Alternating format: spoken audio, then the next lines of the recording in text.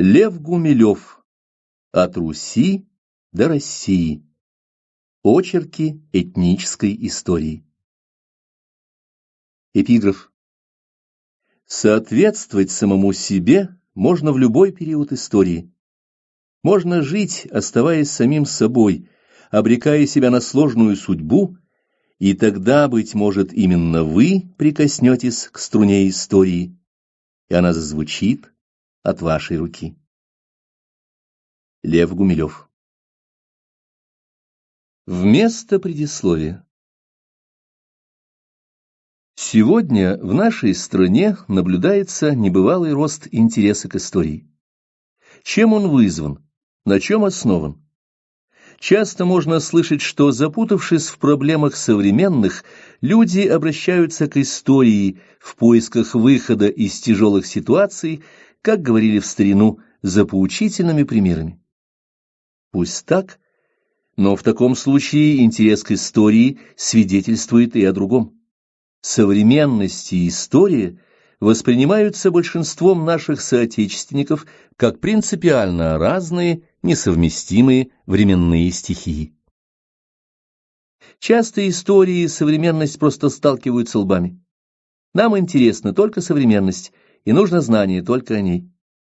Похожие суждения можно услышать и в ученом споре, и в беседе за чаем, и даже в базарной склоке. Действительно, для противопоставления современности и истории есть некоторые основания.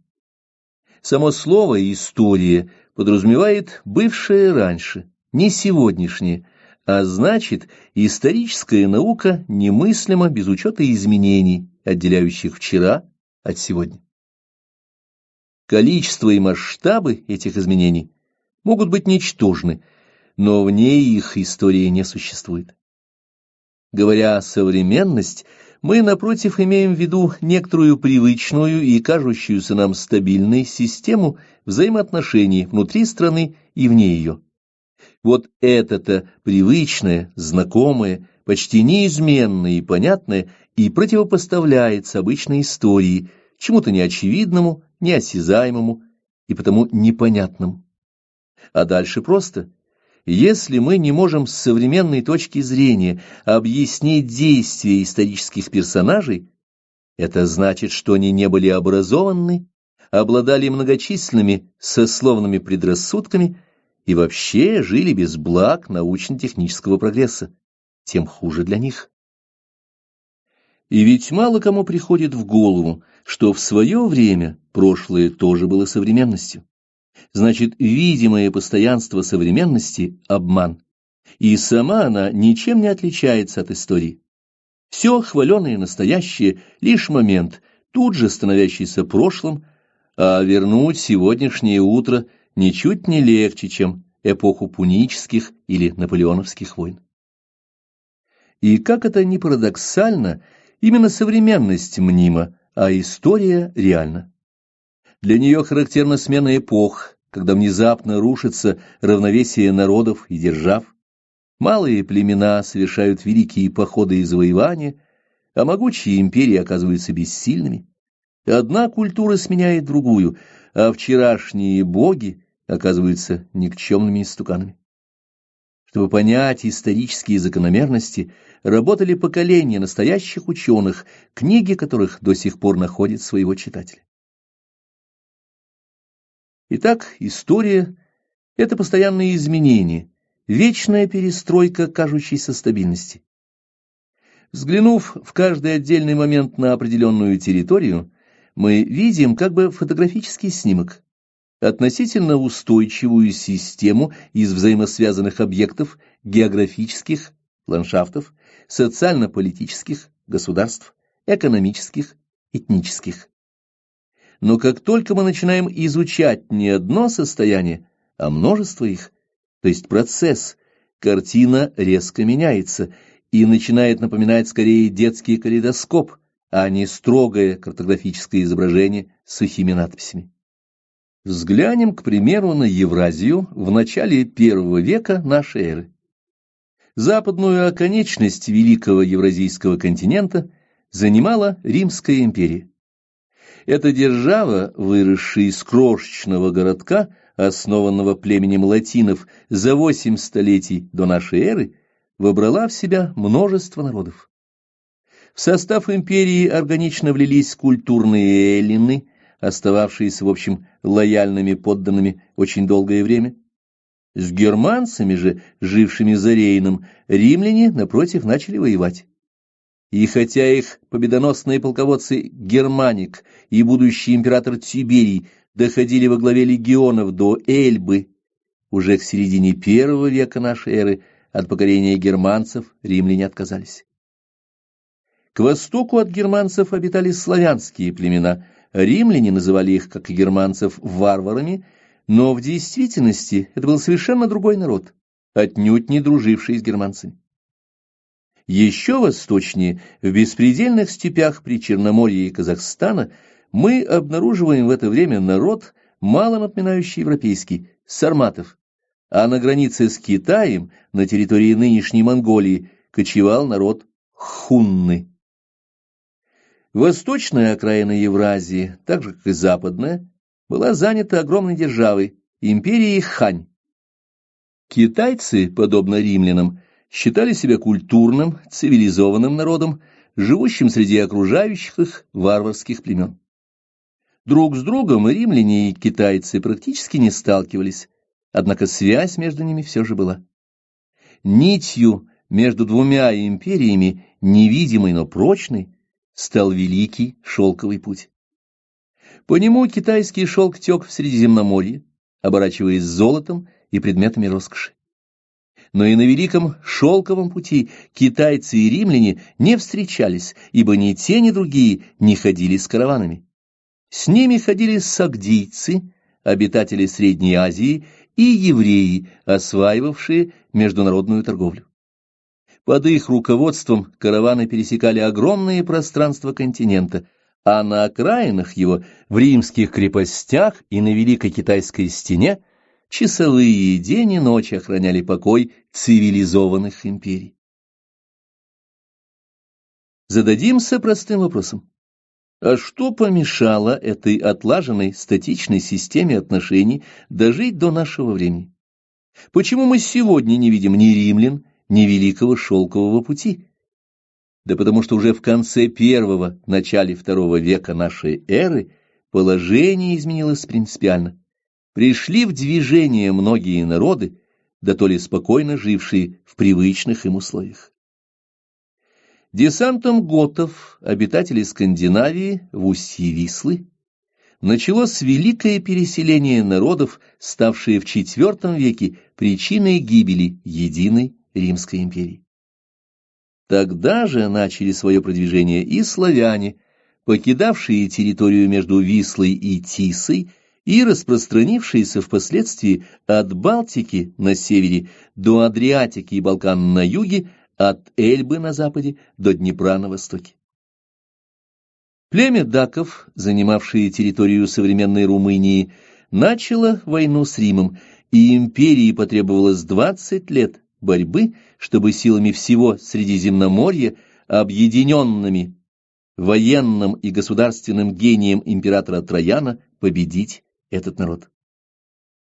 Из возникших в Сирии и Палестине христианских общин к тому времени возник новый этнос – этнос по Христу. Носители некогда преследовавшегося учения сумели не только сохранить его, но и сделать официальной идеологией в одной из частей распавшейся империи. Так, в противовес умирающему Западному Риму Гесперии возникла новая христианская держава Византия. В той же Палестине возник очаг сопротивления римскому господству. Небольшой народ иудеи после 2 восстаний, жестоко подавленных римлянами, покинул свою историческую родину. Но появление иудейской диаспоры и проповедь христианства обернулись для римлян усилением позиций восточных религий в самом центре империи и в ее провинциях. Не только Ближний, но и Дальний Восток стал в это время источником бед для Рима. Ветвь хуннов покинув степи Монголии, в результате беспримерной миграции оказалась в Европе. Уже в IV веке их потомки сокрушили королевство готов и едва не уничтожили саму Римскую империю. Таким образом, если мы попытаемся представить себе Евразию V-VI веков, то увидим картину, совершенно не похожую на то, что была в I веке. Новые империи располагаются на окраинах континента, совсем другие народы кочуют по просторам Великой Степи. Вся история человечества состоит из череды подобных изменений. Может быть, смена империй, царств, вер и традиций не имеет никакой внутренней закономерности, а представляет собой неподдающийся объяснению хаос. Издавна люди пытливые, а такие есть всегда, стремились найти ответ на этот вопрос, понять и объяснить истоки своей истории. Ответы получались, естественно, разные, ибо история многогранна. Она может быть историей социально-экономических формаций или военной историей, то есть описанием походов и сражений, историей техники или культуры, историей литературы или религии. Все это разные дисциплины, относящиеся к истории. И потому одни историки юридической школы изучали человеческие законы и принципы государственного устройства, другие историки-марксисты рассматривали историю сквозь призму развития производительных сил, третьи опирались на индивидуальную психологию и так далее. А можно ли представить человеческую историю как историю народов? Попробуем исходить из того, что в пределах Земли пространство отнюдь не однородно, и именно пространство – это первый параметр, который характеризует исторические события. Еще первобытный человек знал границы территории своего обитания, так называемый кормящий, вмещающий ландшафт, в котором жил он сам, жили его семья и его племя. Второй параметр – время. Каждое историческое событие происходит не только где-то, но когда-то. Те же первобытные люди вполне сознавали не только свое место, но и то, что у них есть отцы и деды, и будут дети и внуки. Итак, временные координаты существуют в истории наряду с пространственными. Но в истории есть еще один, не менее важный параметр. С географической точки зрения все человечество следует рассматривать как антропосферу, одну из оболочек Земли, связанную с бытием вида Homo sapiens. Человечество, оставаясь в пределах этого вида, обладает замечательным свойством – оно мозаично, то есть состоит из представителей разных народов, говоря по-современному – этносов. Именно в рамках этносов, контактирующих друг с другом, творится история, ибо каждый исторический факт есть достояние жизни конкретного народа. Присутствие в биосфере Земли этих определенных целостностей, этносов, составляет третий параметр, характеризующий исторический процесс. Этносы, существующие в пространстве и времени, и есть действующие лица в театре истории. В дальнейшем, говоря об этносе, мы будем иметь в виду коллектив людей, который противопоставляет себя всем другим таким же коллективам, исходя не из сознательного расчета, а из чувства комплементарности, подсознательного ощущения взаимной симпатии и общности людей, определяющего противопоставление «мы-они» и деление на своих и чужих. Каждый такой коллектив, чтобы жить на Земле, должен приспособиться, адаптироваться к условиям ландшафта, в пределах которого ему приходится жить. Связи этноса с окружающей природой и рождают пространственные взаимоотношения этносов между собой. Но естественно, что, живя в своем ландшафте, члены этноса могут приспособиться к нему, только изменяя свое поведение. усваивая какие-то специфические правила поведения, стереотипы. Усвоенные стереотипы, историческая традиция, составляют основное отличие членов одного этноса от другого. Чтобы описать свою историческую традицию, членам этноса становится необходима система отсчета времени. Легче всего учитывать временные циклы. Простые наблюдения показывают, что день и ночь составляют повторяющийся цикл сутки. Подобно этому, времена года, сменяясь, составляют больший цикл год. Из-за этой простоты и очевидности первый известный людям счет времени, употребляющийся до сих пор, это счет циклический. С представлением о цикличности времени связано само происхождение русского слова «время», однокоренного со словами «вертеть» и «веретено». На Востоке, например, была изобретена система отсчета времени, при которой каждый из 12 годов носит название того или иного зверя, изображаемого определенным цветом. Белый – металл, черный – земля, красный – огонь, сине-зеленой растительности. Но поскольку этнос живет очень долго, ни годового, ни даже 12-летнего цикла восточных народов часто было недостаточно, чтобы описать хранящиеся в памяти людей события. В поисках выхода из этого тупика начали применять линейные измерения времени, при котором отсчет ведется от определенного момента в историческом прошлом. Для древних римлян это условная дата основания Рима. Для эллинов – год первой Олимпиады. Мусульмане считают годы от хиджры, бегства пророка Мухаммеда из Мекки в Медину. Христианское летосчисление, которым пользуемся мы, ведет счет от Рождества Христова. О линейном измерении времени можно сказать лишь то, что, в отличие от циклического, оно подчеркивает необратимость времени.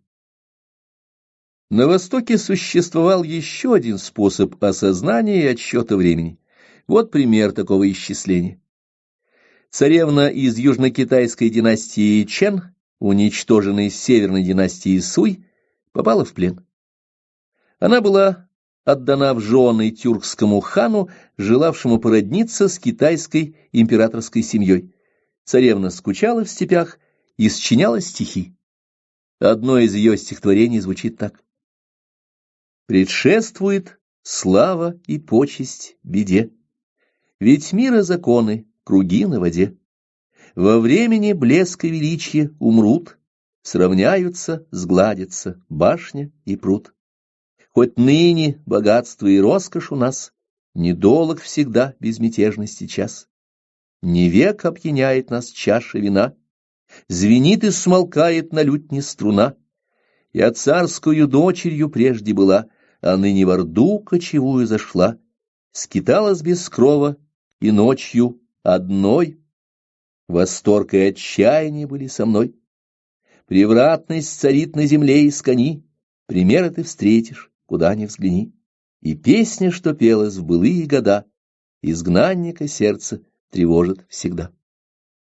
Здесь течение времени рассматривается как колебательное движение, а определенные временные отрезки выделяются в зависимости от насыщенности событиями. При этом создаются большие, дискретные участки времени. Китайцы называли все это одним легким словом – превратность.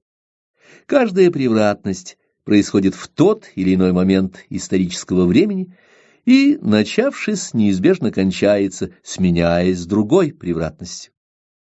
Такое ощущение дискретности, прерывности времени помогает фиксировать и понимать ход исторических событий, их взаимосвязь и последовательность. Но говоря о прерывистом времени линейном или циклическом, надо помнить, что речь идет лишь о созданных человеком системах отсчета. Единое, абсолютное время, исчисляемое нами, остается реальностью, не превращаясь в математическую абстракцию, и отражает историческую, природную действительность. Так прерывистое время равно применимо и к человеческой истории, и к истории природы. Хорошо описанная историческая геология оперирует эрами и периодами, в каждой из которых биосфера Земли имела особый характер. Это или влажный карбон с обилием крупных амфибий земноводных, или сухой пермский период с крупными рептилиями, пресмыкающимися, обитавшими вблизи водоемов. В трех периодах мезозойской эры — Триасе, Юре и Меле — каждый раз возникала новая флора и новая фауна. Ледниковый период вновь изменил животный и растительный мир Земли. До этого периода в Африке обитали австралопитеки, отдаленно напоминавшие современного человека.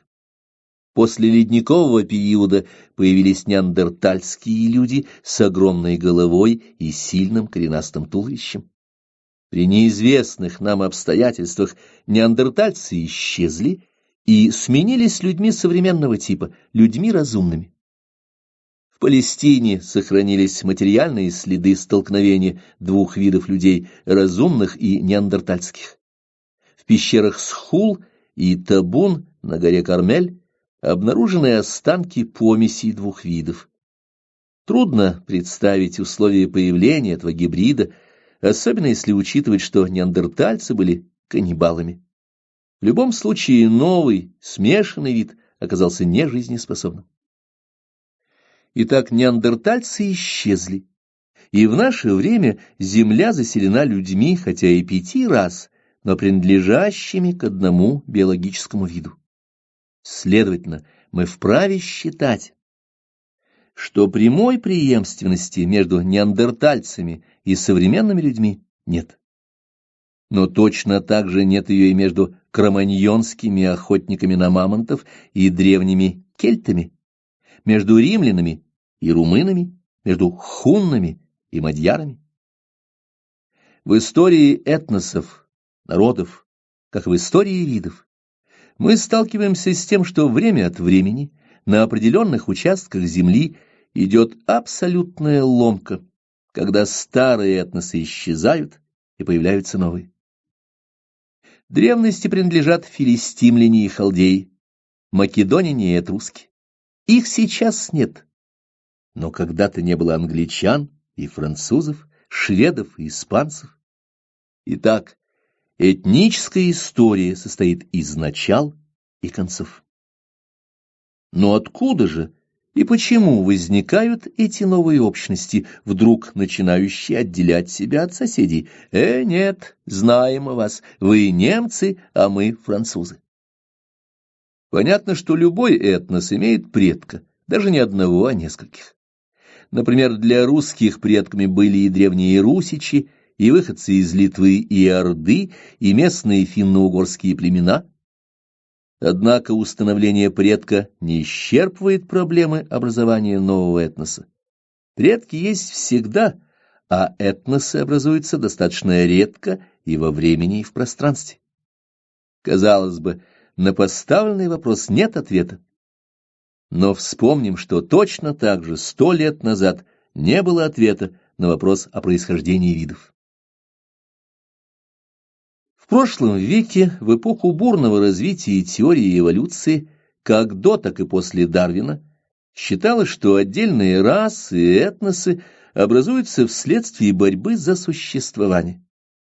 Сегодня эта теория мало кого устраивает, так как множество фактов говорит в пользу иной концепции теории мутагенеза. В соответствии с ней каждый новый вид возникает как следствие мутации, внезапного изменения генофонда живых существ, наступающего под действием внешних условий в определенном месте и в определенное время. Конечно, наличие мутации не отменяет внутривидового процесса эволюции. Если появившиеся признаки повышают жизнеспособность вида, они воспроизводятся и закрепляются в потомстве на достаточно долгое время. Если это не так, носители их вымирают через несколько поколений. Теория мутагенеза хорошо согласовывается с известными фактами этнической истории. В Вспомним уже упоминавшийся пример миграции в I-II веках нашей эры. Мощное движение новых этносов имело место сравнительно недолго и только в узкой полосе от Южной Швеции до Абиссинии. Но ведь именно это движение погубило Рим и изменило этническую карту всего европейского Средиземноморья. Следовательно, начало этногенеза мы также можем гипотетически связать с механизмом мутации, в результате которой возникает этнический толчок, ведущий затем к образованию новых этносов. Процесс этногенеза связан с вполне определенным генетическим признаком. Здесь мы вводим в употребление новый параметр этнической истории – пассионарность. Пассионарность – это признак, возникающий вследствие мутации, пассионарного толчка и образующий внутри популяции некоторое количество людей, обладающих повышенной тягой к действию. Мы назовем таких людей пассионариями. Пассионарии стремятся изменить окружающее и способны на это. Это они организуют далекие походы, из которых возвращаются немногие. Это они борются за покорение народов, окружающих их собственный этнос, или, наоборот, сражаются против захватчиков. Для такой деятельности требуется повышенная способность к напряжениям, а любые усилия живого организма связаны с затратами некоего вида энергии. Такой вид энергии был открыт и описан нашим великим соотечественником академиком Вернадским и назван им биохимической энергией живого вещества биосферы. Механизм связи между пассионарностью и поведением очень прост. Обычно у людей, как у живых организмов, энергии столько, сколько необходимо для поддержания жизни. Если же организм человека способен вобрать энергии из окружающей среды больше, чем необходимо, то человек формирует отношения с другими людьми и связи, которые позволяют применить эту энергию в любом из выбранных направлений. Возможно и создание новой религиозной системы или научной теории, и строительство пирамиды или Эйфелевой башни и так далее. При этом пассионарии выступают не только как непосредственные исполнители, но и как организаторы. Вкладывая свою избыточную энергию в организацию и управление соплеменниками на всех уровнях социальной иерархии, они, хотя и с трудом, вырабатывают новые стереотипы поведения, навязывают их всем остальным и создают таким образом новую этническую систему, новый этнос, видимый для истории. Но уровень пассионарности в этносе не остается неизменным. Этнос, возникнув, проходит ряд закономерных фаз развития, которые можно уподобить различным возрастам человека. Первая фаза – фаза пассионарного подъема этноса, вызванная пассионарным толчком. Важно заметить, что старые этносы, на базе которых возникает новый, соединяются как сложная система. Из подчас непохожих субэтнических групп создается спаянная пассионарной энергией целостность, которая, расширяясь, подчиняет территориально близкие народы. Так возникает этнос. Группа этносов в одном регионе создает суперэтнос, так Византия, суперэтнос, возникший в результате толчка в I веке нашей эры, состоял из греков, египтян, сирийцев, грузин, армян, славян и просуществовал до XV века. Продолжительность жизни этноса, как правило, одинакова и составляет от момента толчка до полного разрушения около 1500 лет, за исключением тех случаев, когда агрессия наплеменников нарушает нормальный ход этногенеза. Наибольший подъем пассионарности, акматическая фаза этногенеза, вызывает стремление людей не создавать целостности, а, напротив, быть самими собой. не подчиняться общим установлениям, считаться лишь собственной природой. Обычно в истории эта фаза сопровождается таким внутренним соперничеством и резней, что ход этногенеза на время тормозится. Постепенно, вследствие резни, пассионарный заряд этноса сокращается, ибо люди физически истребляют друг друга.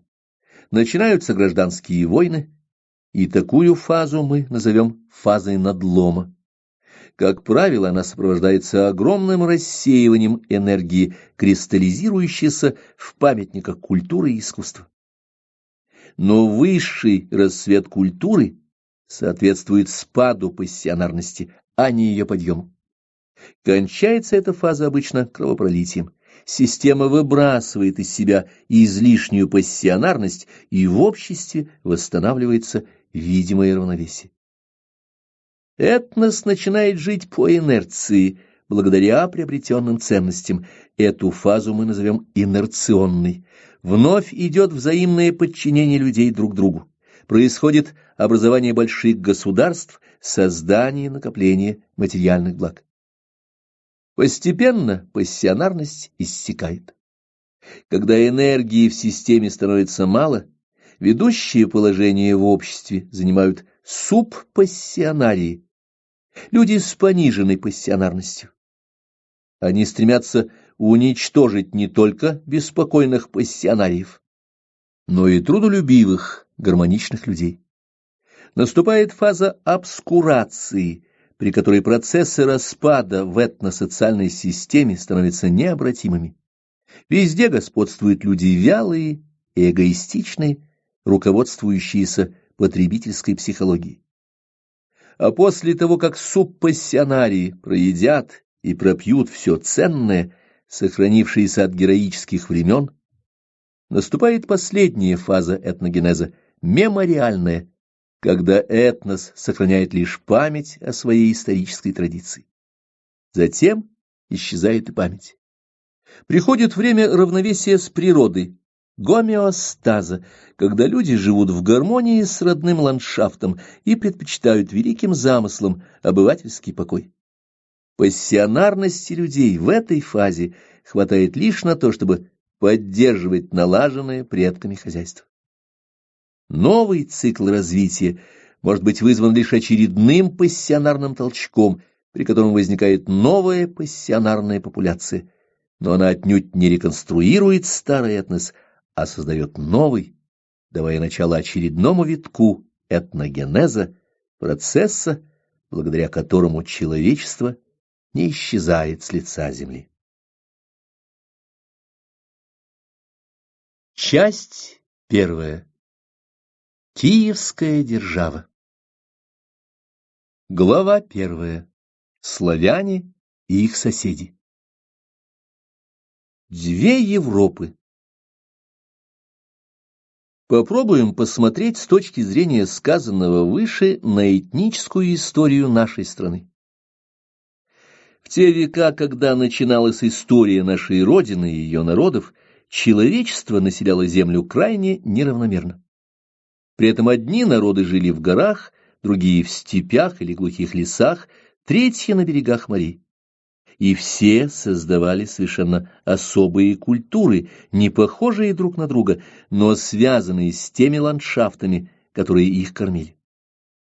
Понятно, что лесовики могли продуктивно заниматься охотой, например, добывать меха, и, продавая их, получать все то, чего им не хватало.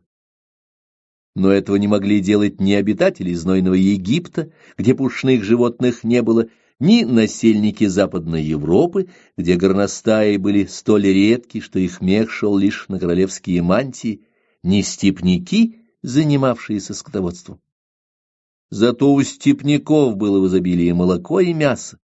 Они делали вкусный и питательный, не портящийся сыр и могли продавать его. Кому? Да лесовикам, изготавливавшим из дерева телеги, на которых могли ездить степняки. А самое главное, обитатели лесов делали деготь, без которого не вращались колеса степных телег. У жителей Средиземноморского побережья имелись великолепная рыба и оливки, На склонах Апеннин и Пиренеев паслись козы. Итак, у каждого народа был свой способ ведения хозяйства, свой способ поддержания жизни. Следовательно, мы должны начать изучение истории народов с описания природы и климата территорий, на которых они живут. Деление на географические районы часто бывает условно и не всегда совпадает с делением на климатические области. Так Европа разделена воздушной границей, соответствующей изотермии января, которая проходит через Прибалтику, Западную Белоруссию и Украину до Черного моря. К востоку от этой границы средняя температура января отрицательная, зима холодная, морозная, часто сухая, а западнее преобладают влажные и теплые зимы, при которых на земле слякоть, а в воздухе туман. Климат в этих регионах совершенно различный. Великий ученый, академик Шахматов, который начал практическое изучение русских летописей, исследуя историю русского языка и его диалекты, пришел к выводу, что древние славяне зародились в верховьях Вислы, на берегах Тисы и на склонах Карпат. Существуют и иные версии происхождения славян, однако вносимые ими коррективы не меняют общей картины нашего исследования. Это современная и восточная Венгрия и южная Польша. Таким образом, наши предки-славяне появились и впервые оставили свой след в истории на границе двух климатических областей – западноевропейской, влажной, и восточноевропейской, сухой, с континентальным климатом, и эта территория нам особенно интересна. Готы. Во времена великого переселения народов славяне продвинулись к западу, северу и югу до берегов Балтийского, Адриатического и Эгейского морей. С запада их соседями были германские племена. На северо-востоке Европы со славянами соприкасались так называемые балты, литовцы, латыши, пруссы и ятвяги. Это очень древние народы, заселившие прибалтийскую территорию, когда оттуда ушел ледник. Они заняли почти пустые места и распространились довольно широко, примерно от сегодняшней Пензы и до Щецина. Северо-восточнее жили финские племена, их было много, и суоми, и эсты, и чуть белоглазые, так звали одно из этих племен на Руси.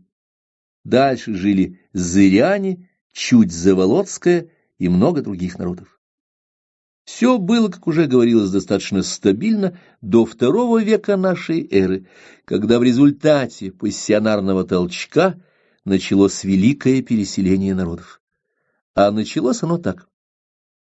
От берегов Южной Швеции, которая называлась тогда Готия, отошли 3 готские эскадры с храбрыми воинами остготами, визиготами и гепидами. Они высадились в устье Вислы, поднялись к ее верховьям, дошли до Припяти, миновали Приднестровские степи и вышли к Черному морю.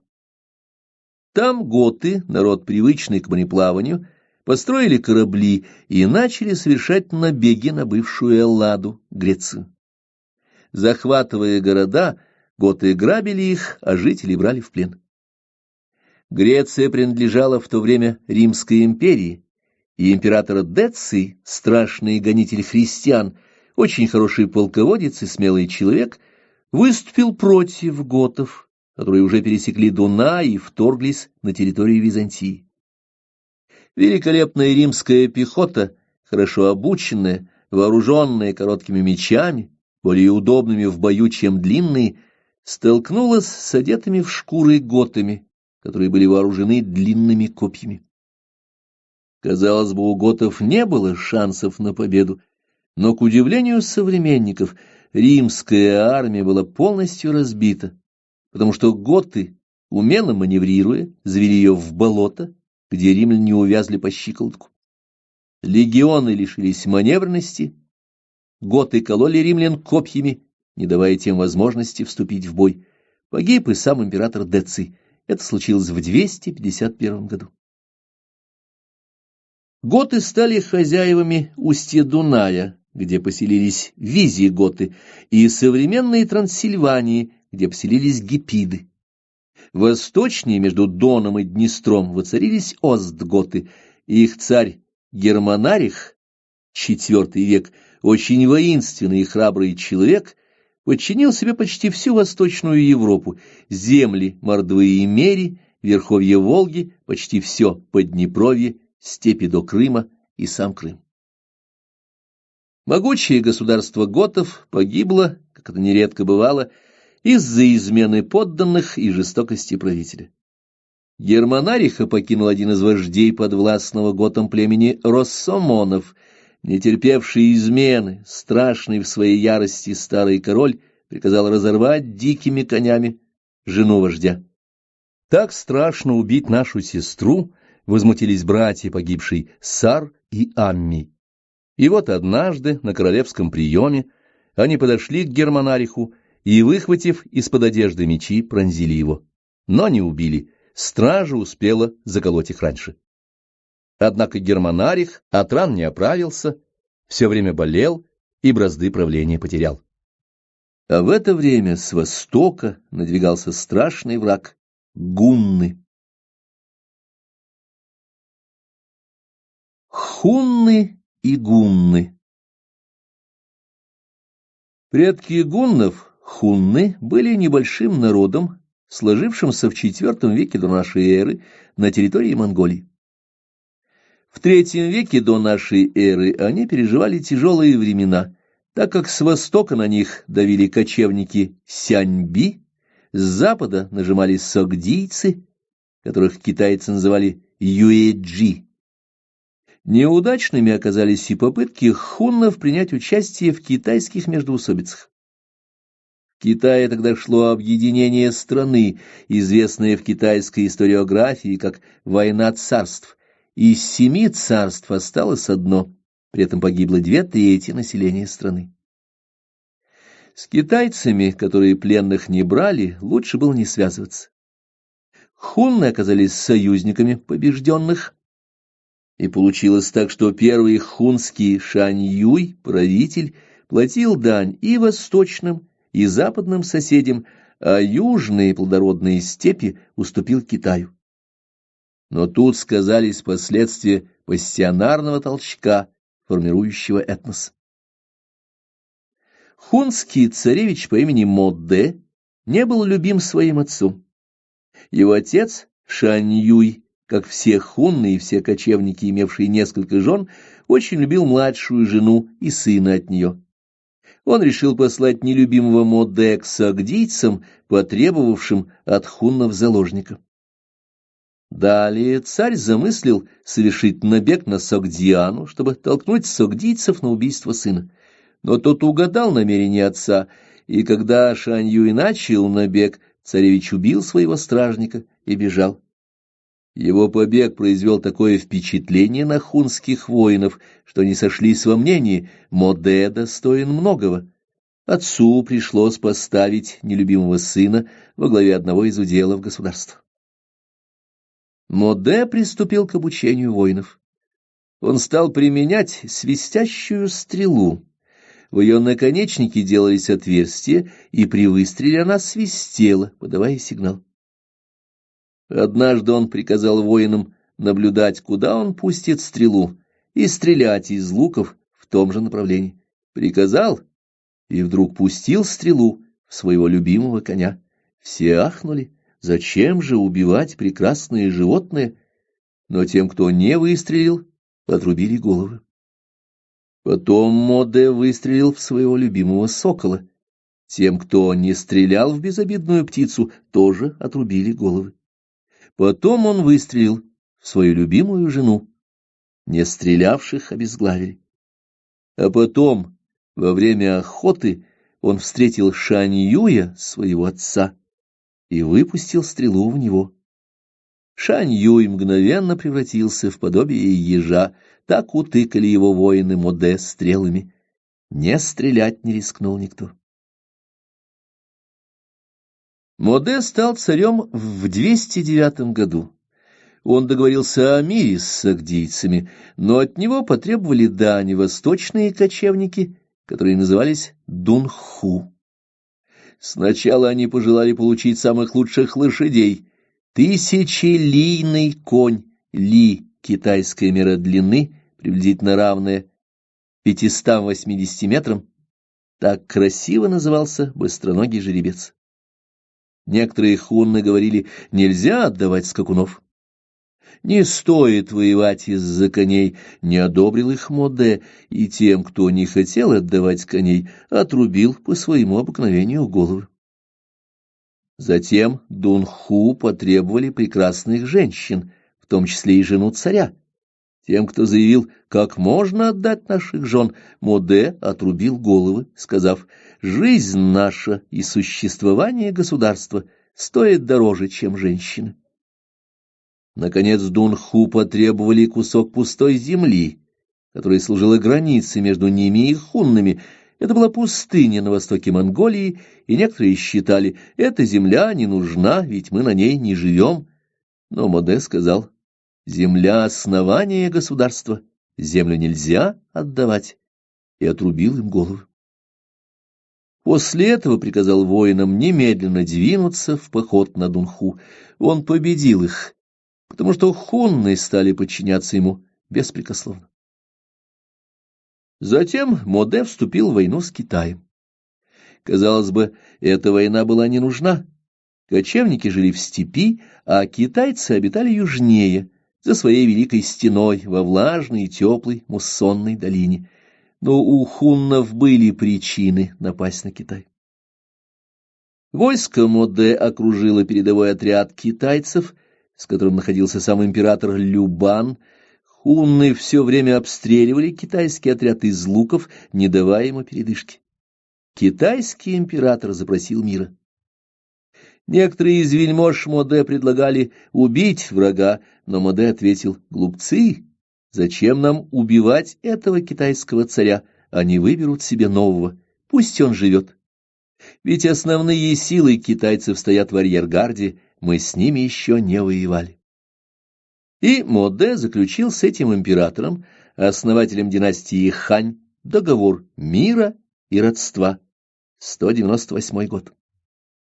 Это означало, что обе стороны будут жить, не покушаясь на земли друг друга. Хунны привыкли кочевать в степи, их не смущал холод, а китайцы любили мягкий климат долины Хуанхэ и совершенно не собирались выходить в степь. В это время китайцы уже научились изготовлять шелк, драгоценный товар древности. Была достигнута договоренность, что хунны дают китайцам лошадей, а китайцы платят за коней шелком. Шелк в те времена был крайне нужен и оседлым народам, и кочевникам. Людей мучили насекомые-паразиты, спасением от которых были только шелковые одежды. И если какая-нибудь хунка получала шелковую рубашку, ей уже не приходилось все время почесываться. С помощью сагдийских купцов китайский шелк покупали и римляне.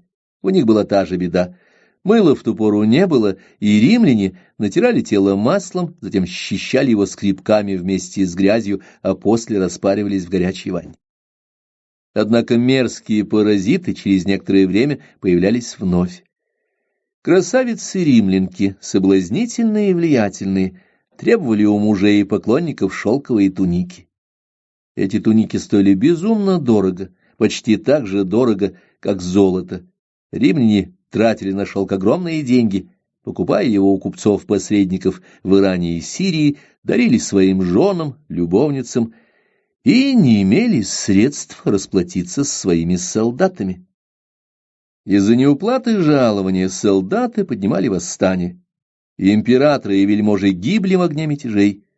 Но эта страшная политика, погубившая Рим, продолжалась еще 200 лет, I-III века.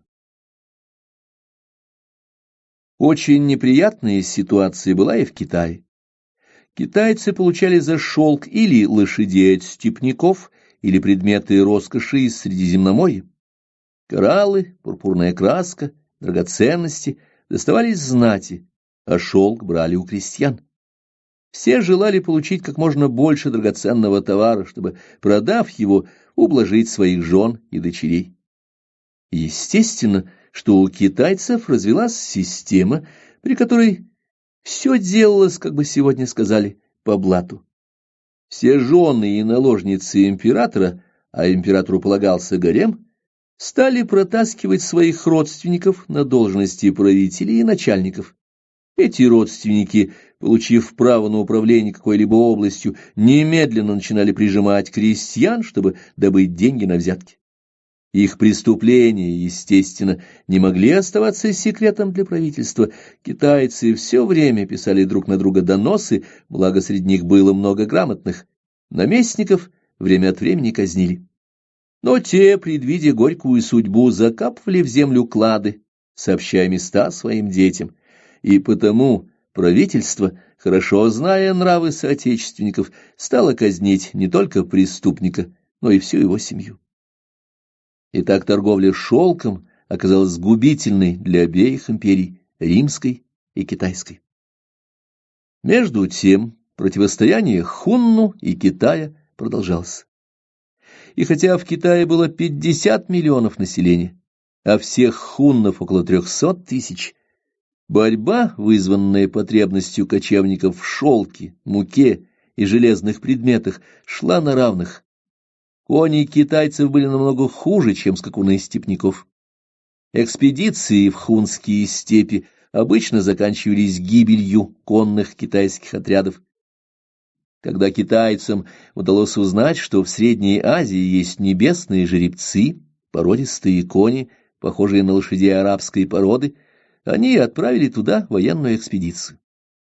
Осадив город Гуйшан, район современной Ферганы, китайцы потребовали выдачи лучших жеребцов, осажденные уступили, и китайцы, вернувшись с добычей, приступили к разведению новой породы. Преуспев в этом деле, они стали совершать удачные набеги на хуннов. Мало того, они уговорили соседей-кочевников с востока, с севера и запада выступить против хуннов. В 93 году хунский Шань-Юй проиграл решающую битву, бежал на запад и пропал без вести. Держава хуннов развалилась на части. Одни племена рассеялись в южно-сибирских степях, другие ушли в Китай, ибо в это время в Великой степи наступила засуха, стала расширяться пустыня Гоби на севере Китая, и хунны смогли передвинуться на засохшие китайские поля, где образовались милые их сердцу сухие степи. Часть же хуннов направилась в Среднюю Азию и дошла до Семиречья, район современной Алматы. Здесь и осели малосильные хунны. Самые отчаянные двинулись на запад. Они прошли через весь Казахстан и в 50-х годах II века вышли к берегам Волги, потеряв при этом большую часть своих женщин. Те физически не смогли вынести такой переход, да и из мужчин выжили лишь самые крепкие. Хунны быстро освоились в новых, удобных для скотоводства местах, где их никто не трогал.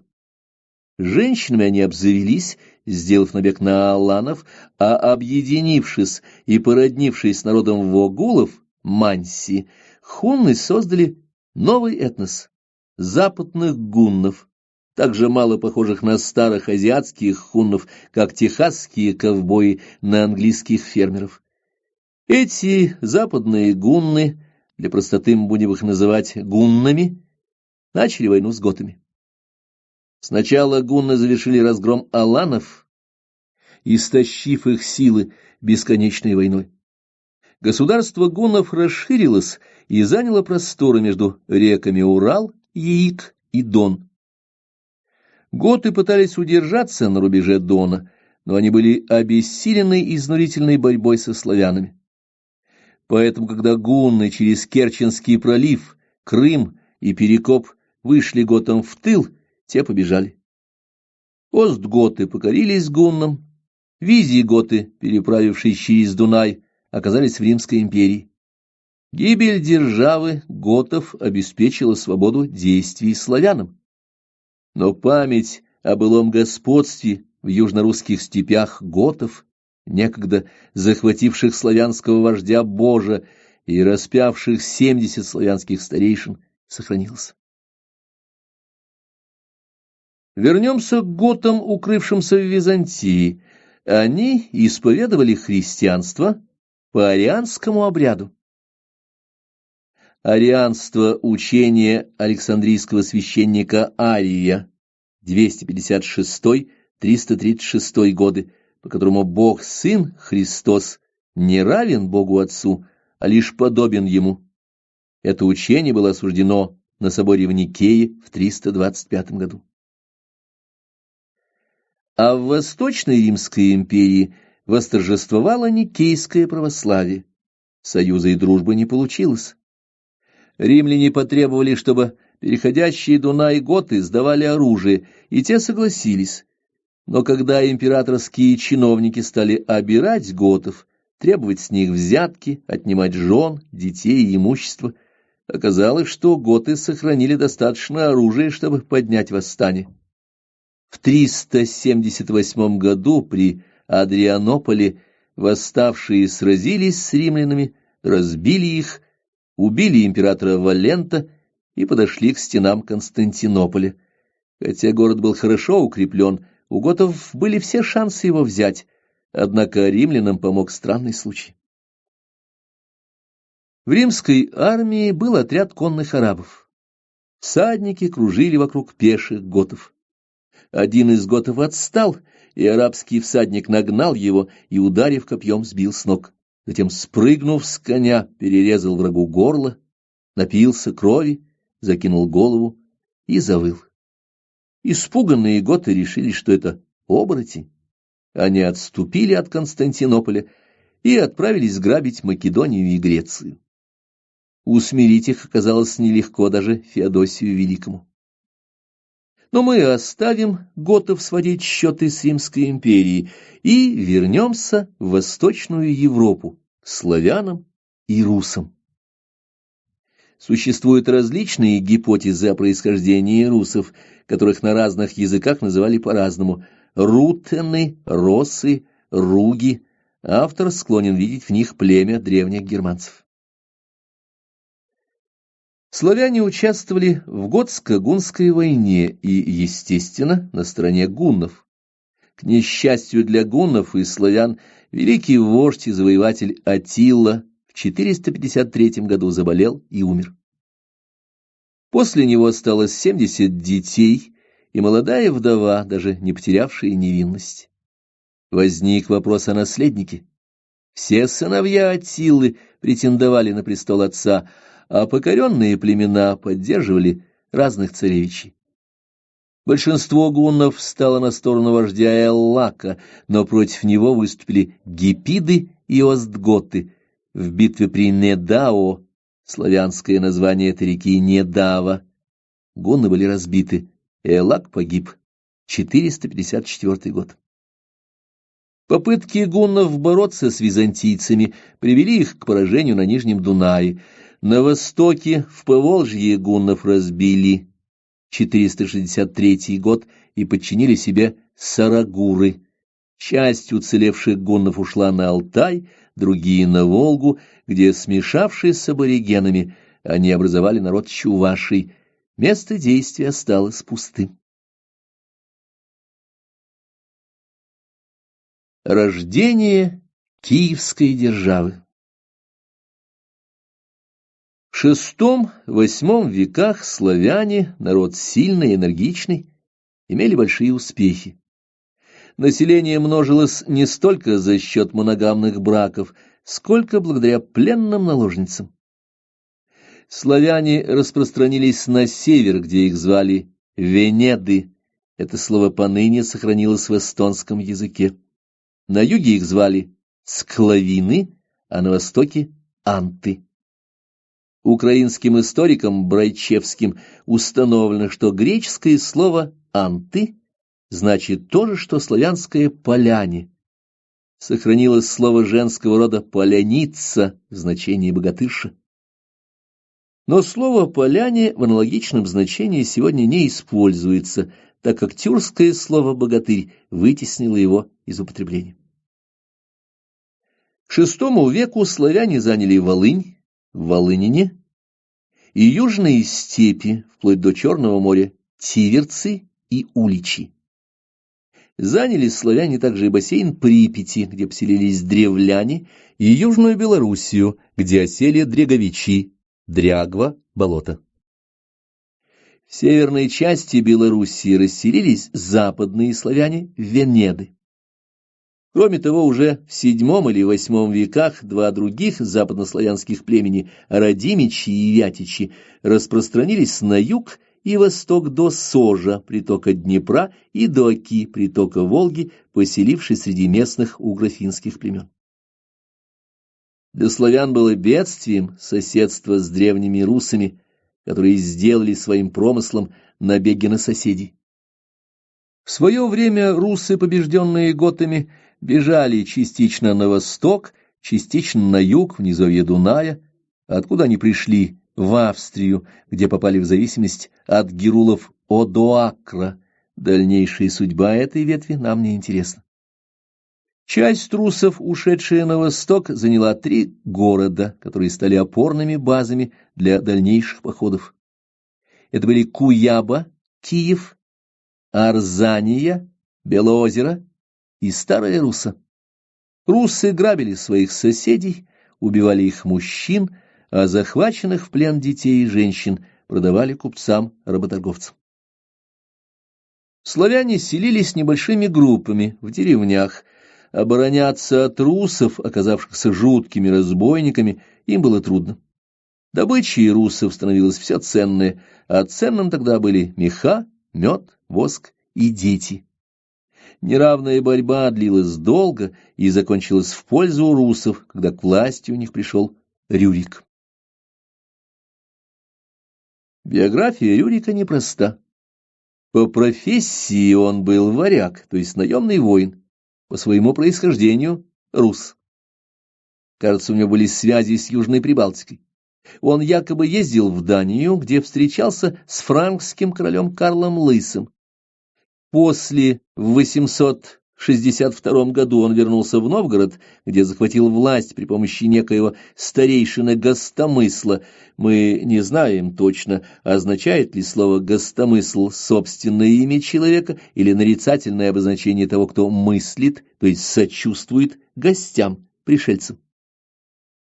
Вскоре в Новгороде вспыхнуло восстание против Рюрика, которое возглавил Вадим Храбрый, но Рюрик убил Вадима и вновь подчинил себе Новгород и прилегающие области Ладогу, Белоозеро и Изборск. Существует легенда о 2 братьях Рюрика – Синеусе и Труворе, возникшая в результате непонимания слов летописи. Рюрик, его родственники Синебус и дружинники Дбрю-Воринг. Дружинников Рюрик посадил в Изборске, родственников отправил дальше на Белоозеро, сам, опираясь на Ладогу, где был варяжский поселок, сел в Новгороде. Так, путем подчинения окрестных славян, финно-угров и балтов, он создал свою державу.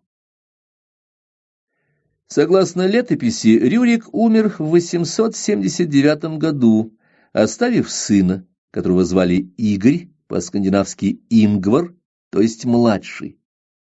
Поскольку Игорь, по словам летописца, был детесквельми, очень мал, по словам летописца, власть принял воевода по имени Хельги, то есть Олег.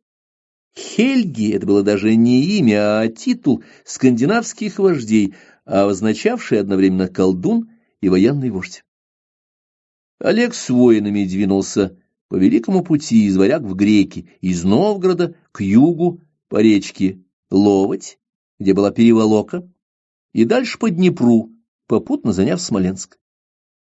Варяги Олега и малолетнего Игоря подошли к Киеву. Тогда там жили славяне, и стояла небольшая русская дружина Аскольда. Олег выманил Аскольда и вождя славян Дира на берег Днепра, и там предательски убил их. После этого киевляне без всякого сопротивления подчинились новым властителям.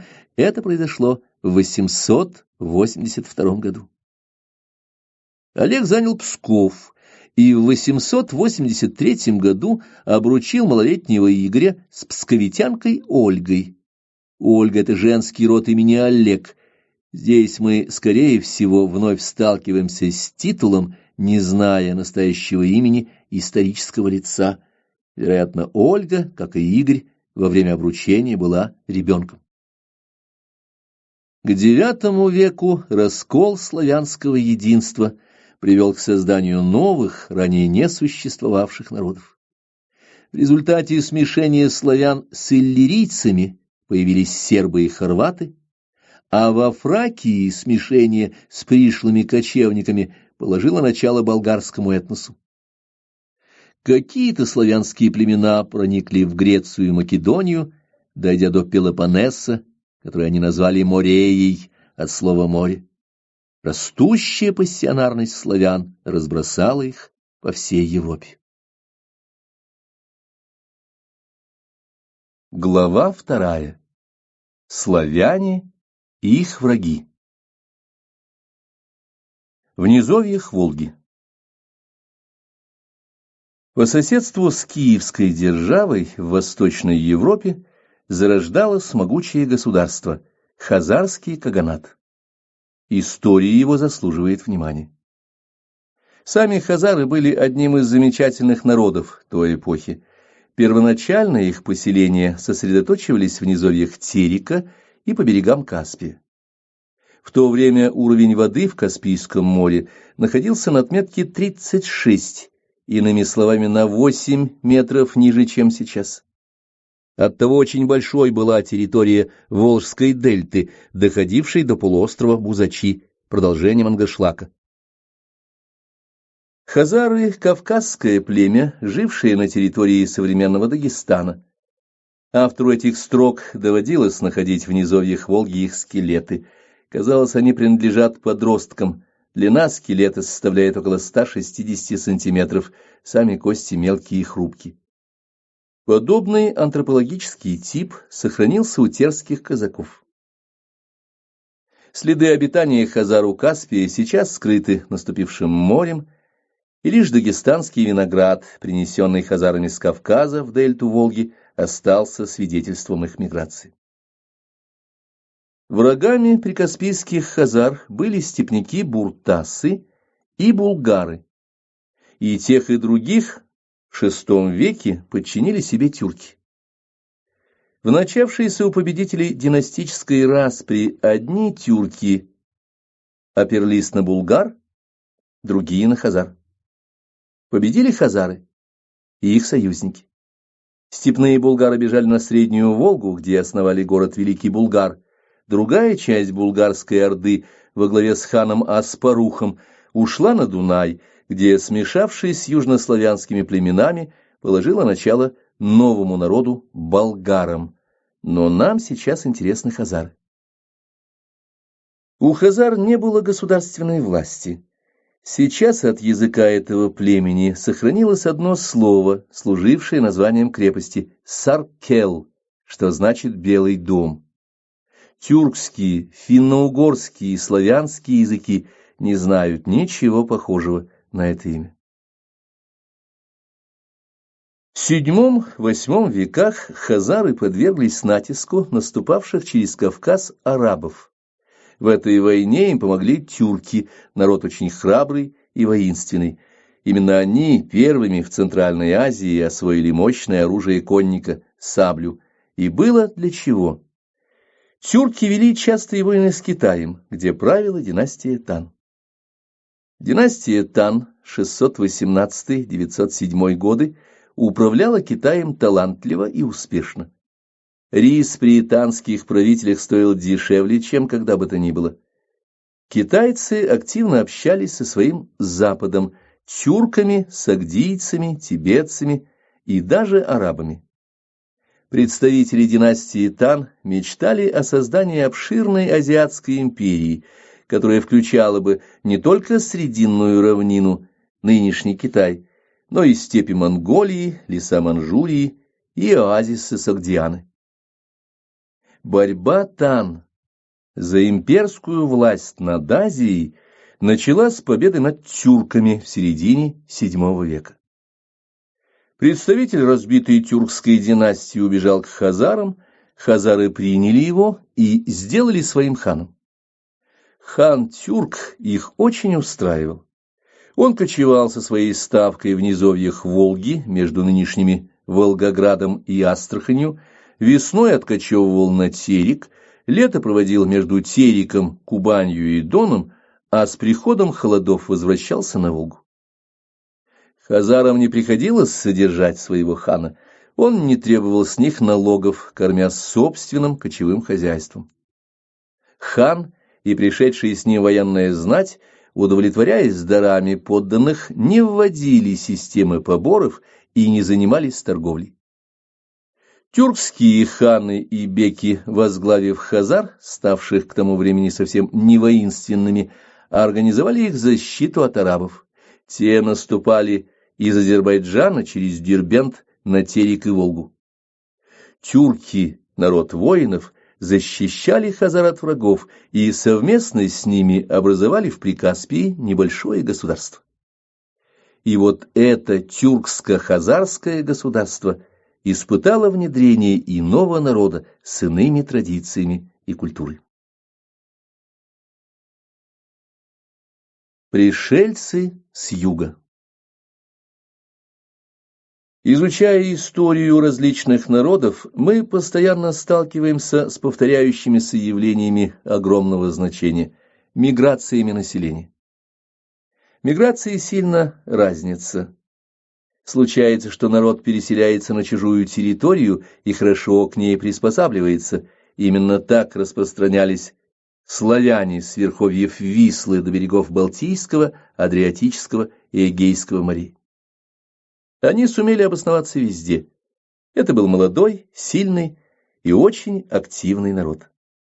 Другие народы, переселившиеся в районы с непривычными для них климатом и природными условиями, исчезли. Они или вымерли, или смешались с местным населением. Так в Южной Франции, в Испании, Северной Африке закончились исторические судьбы вандалов, свевов, готов. Была еще одна форма миграции. Группа купцов или отряд завоевателей создавали свою колонию на чужой территории. Так англичане колонизировали Индию. Они зарабатывали там деньги, отнюдь не становясь индусами, а потом возвращались в Англию. И французы в своих африканских колониях не превращались в негров. Поработав и послужив в Африке, они возвращались в Париж. Для хазар колонизаторами стали представители персидской и византийской ветвей еврейского народа. В Иране евреи появились во II веке, после поражения, нанесенного им римлянами в иудейских войнах. Персы охотно приняли евреев как врагов Рима и расселили их по ряду городов. Так образовались еврейские колонии в городах Исфахане и Ширазе, а также в Армении и Азербайджане. Но в V веке в Персии произошли события драматические и для персов, и для пришлых народов. При шахе Каваде его визирь Маздак возглавил движение, которое по его имени называется Маздакитским. Маздак был находчивый политик и во время очередного голода в стране выдвинул простую программу борьбы с кризисом. Суть ее состояла в следующем. В мире существует добро и зло. Добро – это разум, а зло – неразумие, инстинкты. Представляется неразумным существование богатых и бедных, когда одни имеют гаремы, много хороших лошадей и дорогого оружия, проводят время в пирах и на охоте, а другие голодают. Поэтому будет справедливо казнить тех, у кого много имущества, а их добро и гаремы раздать бедным. Маздак начал осуществлять эту программу, но бедных было много, и всем добра богатых не досталось. Досталось только сторонникам Маздака, маздакитам. Персы согласились бы отдать за собственную жизнь и земли, и оружие, и коней, но им было жаль своих жен. Они выражали недовольство, в ответ следовали казни. Сам шах был арестован маздакитами. Но он бежал к степнякам эфталитам и вернулся с их войском. Его сын, энергичный Хосров, мобилизовал степняков-саков, поднялись все, недовольные маздакитами. Поднялись многочисленные дети казненных. В 529 году Хосров взял власть в свои руки, повесил Маздака и расправился с его сторонниками. Их живьем закапывали в землю вертикально и при этом вниз головой. Казалось бы, какое это имеет отношение к евреям? А самое прямое. Евреи принимали активное участие в этих событиях. Одни были сторонниками шаха Хосрова, другие — маздакитами. После победы Хосрова уцелевшие маздакиты, персы и евреи бежали в Азербайджан. Спасшиеся евреи поселились к северу от Дербента на широкой равнине между Тереком и Судаком. Тем временем в Византии освоились евреи, бывшие противниками маздакитов и бежавшие из Ирана в период торжества Маздака. Они были приняты греками, хотя и без всякого энтузиазма. Так создались две ветви евреев, о которых мы уже упоминали. Евреи, оказавшиеся на Кавказе, начисто забыли и свою древнюю грамоту, и традиции иудаизма, и его обряды. Забыв все, они сохранили память лишь о запрете на работу в субботний день. Они пасли скот, возделывали землю и дружили с хазарами, своими северными соседями. Восстановил иудаизм среди своих соплеменников один из вождей по имени Булан, по-тюркски «лось». В 730 году он принял имя Сабриэль и пригласил иудеев, учителей религиозного закона. Между тем Византия вела отчаянную борьбу с арабами. Евреи, нашедшие в Византии спасение, должны были бы помогать византийцам, но помогали они довольно странно. Договариваясь тайно с арабами, евреи открывали по ночам ворота городов и впускали арабских воинов. Те вырезали мужчин, а женщин и детей продавали в рабство. Евреи же, дешево скупая невольников, перепродавали их с немалой выгодой для себя. Это не могло нравиться грекам. Но, решив не приобретать себе новых врагов, они ограничились тем, что предложили евреям уехать. Так в землях хазар появилась и вторая группа евреев, византийская. Страна к северу от Терека понравилась переселенцам. Луга, покрытые зеленой травой, были прекрасными пастбищами. В притоках Волги водились осетры и стерлядь. Здесь проходили торговые пути. Соседние племена были беззлобны и неагрессивны. Используя свою грамотность, евреи стали осваивать и развивать занятия, несвойственные местному населению. В их руках оказались дипломатия, торговля, образование. В начале IX века еврейское население Хазарии к своему экономическому и интеллектуальному могуществу добавило и политическое. Мудрый Обадия, про которого древние документы говорят, что он боялся Бога и любил закон, совершил государственный переворот и захватил власть. Он выгнал из страны тюрок, составлявших военные сословия Хазарии. При этом Обадия опирался на отряды наемников, печенегов и гузов. Хазарские тюрки долго воевали с захватчиками, но были разбиты и частью погибли, частью отступили в Венгрию. Казалось бы, должно было произойти смешение хазар с евреями. Но не тут-то было. Согласно старой еврейской мудрости, никто не может обнаружить след птицы в воздухе, змеи на камне и мужчины в женщине. Поэтому евреями считались все дети евреек, независимо от того, кто был их отец. У хазар же, как у всех евразийских народов, родство определялось по отцу. Эти разные традиции не давали смешаться двум народам, этносам, и отличие двух народов закреплялось тем, что дети евреек и дети хазарок обучались по-разному. Учитель-раввин не принимал в школу ребенка, если тот не был евреем, то есть если его мать была хазарка или печенежка. И отец учил такого ребенка сам, но, конечно, хуже, чем учили в хедере, школе. Так закреплялись два разных стереотипа, образа, поведения. Это различие и определило различные судьбы двух народов – евреев и хазар. Власть и деньги. Евреи, в отличие от хазар, к IX веку активно включились в тогдашнюю систему международной торговли. Караваны, ходившие из Китая на запад, принадлежали в основном евреям. А торговля с Китаем в VIII-IX веках была самым выгодным занятием. Династия Тан, стремясь пополнить пустеющую из-за содержания большой армии казну, разрешила вывозить из страны шелк. За шелком и шли еврейские караваны в Китай. Путь проходил через степи уйгуров и дальше через Семиречье, мимо озера Балхаш, Каралу, к городу Ургенч. Очень трудным был переход через плато Устюрт. Затем караваны пересекали реку Яик и выходили к Волге. Здесь усталых путников ждал отдых, обильная пища и развлечения. Прекрасная волжская рыба и фрукты, молоко и вино, музыканты и красавицы услаждали караванщиков.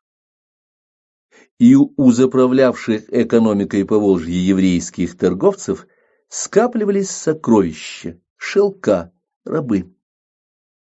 Потом караваны уходили дальше, попадая в Западную Европу, Баварию, Лангедок, Прованс, и, перевалив через Пиренеи, оканчивали долгий путь у мусульманских султанов Кордовы и Андалузии. Снаряжавшие караваны купцы, не только еврейские, но и согдийские, основывали в Китае свои колонии, сеттельменты.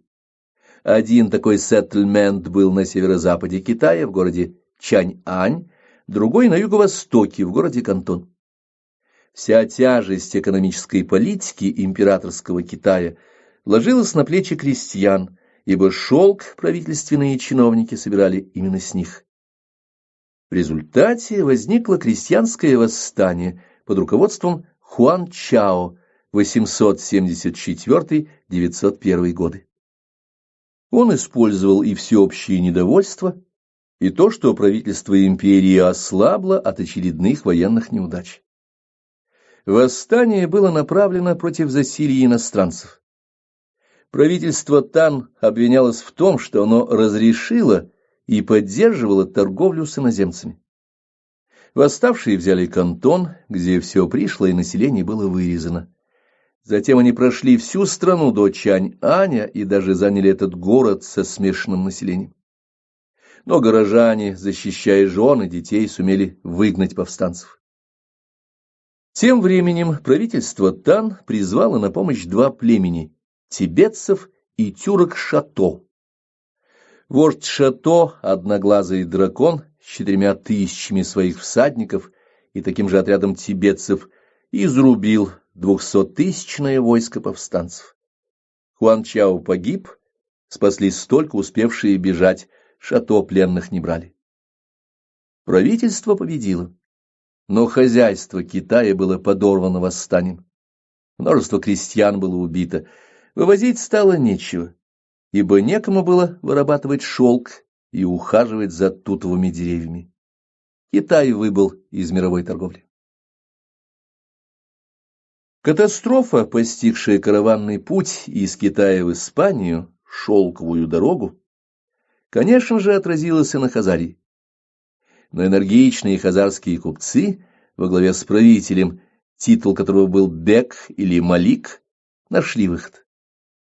Их отряды двинулись на север. Поднявшись по Волге, воины Хазарии разгромили и подчинили Камскую, Волжскую, Булгарию. Еще севернее простирались бескрайние земли, которые в норвежских сагах назывались Биармия, а в русских летописях Великая Пермь.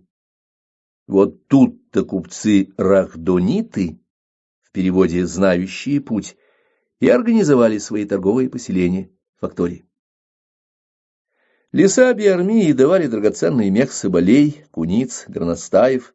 Мало того, рагдониты организовали торговлю детьми, и снова потянулись караваны с мехами для арабской знати, с рабами и рабынями для гаремов мусульманских владык. Султаны и эмиры багдадского халифата больше ценили воинов-рабов Сакалиба, чем наемные отряды из независимых кочевников. Эта деятельность Хазарии компенсировала ей сокращение торгового оборота с Китаем. Но произошла очередная неприятность. В IX веке стал разваливаться багдадский халифат. Его центр, Багдад, как паук, сосал соки из огромных подвластных ему областей, ничего не давая взамен. И вот откололась Испания, затем Марокко, Алжир, Тунис, отделились Египет, Средняя Азия и Восточный Иран. Наконец, обособилась область Дейлем, о которой надо рассказать подробнее. Между южным побережьем Каспийского моря и Иранским Нагорьем высится хребет Эльбурс, высокие, труднопроходимые горы. На узкой прибрежной полосе обитали три очень древних народа. Их земли звались Дейлем на юго-западе, Табаристан на юге. На востоке располагался Гурган, волчья страна, от персидского слова «гурк» — волк. Жители этих мест были крайне воинственны. Но они не исповедовали ислам, это мешало им покорить соседей мусульман, которые отчаянно сопротивлялись неверным. Тогда правитель Дейлема со своим народом принял ислам в форме шиизма. Шиизм – одно из двух основных направлений ислама. Шииты – приверженцы зятя пророка Мухаммеда, Али, и его прямых потомков, алидов. Это ни к чему не обязывало вождя дейлемитов, который не вникал в религиозные оттенки, но зато считал себя наследником древних персидских царей и даже присвоил себе титул Шах-ин-Шаха, царя царей. После этого воины Дейлема захватили на севере часть Азербайджана до Дербента, а на юге Западную Персию. В 945 году они покорили Багдад. Таким образом, удобный и легкий путь с Волги в Багдад по берегу Каспия был пересечен, дейлемиты не пропускали никого. Еврейское правительство Хазарии, свергшее тюркскую военную знать, пользовалось услугами войск из Гургана. Мы уже говорили, что гурганцы были воинственны и очень храбры. Кроме того, они сражались в интересах купцов Хазарии за очень высокую плату. Отслужив, а точнее провоевав положенный срок, оставшиеся в живых возвращались домой богатыми. Хазарские правители были истыми купцами. Они покупали победы, и только победы. Если воины терпели поражение, что иногда случалось, их казнили. Бесстрашные гурганцы одержали для хазарских евреев победы над гузами на реке Яик, над булгарами на Каме, над буртасами на реке Сакмари, над савирами, сабирами на Донце. Но эти победоносные гурганцы отказались воевать против единоверцев, мусульман, дейлемитов. И тогда хазарские евреи, народ находчивый, пригласили для войны с мусульманами древних русов. Русов наняли на тех же условиях, что и гурганцев: высокая плата и обязательные победы. Русы освоили корабельное дело и мореплавание еще на Балтике. Наемное войско русов шло по Волге, строило корабли на Каспии и затем совершало морские набеги на территорию Персии.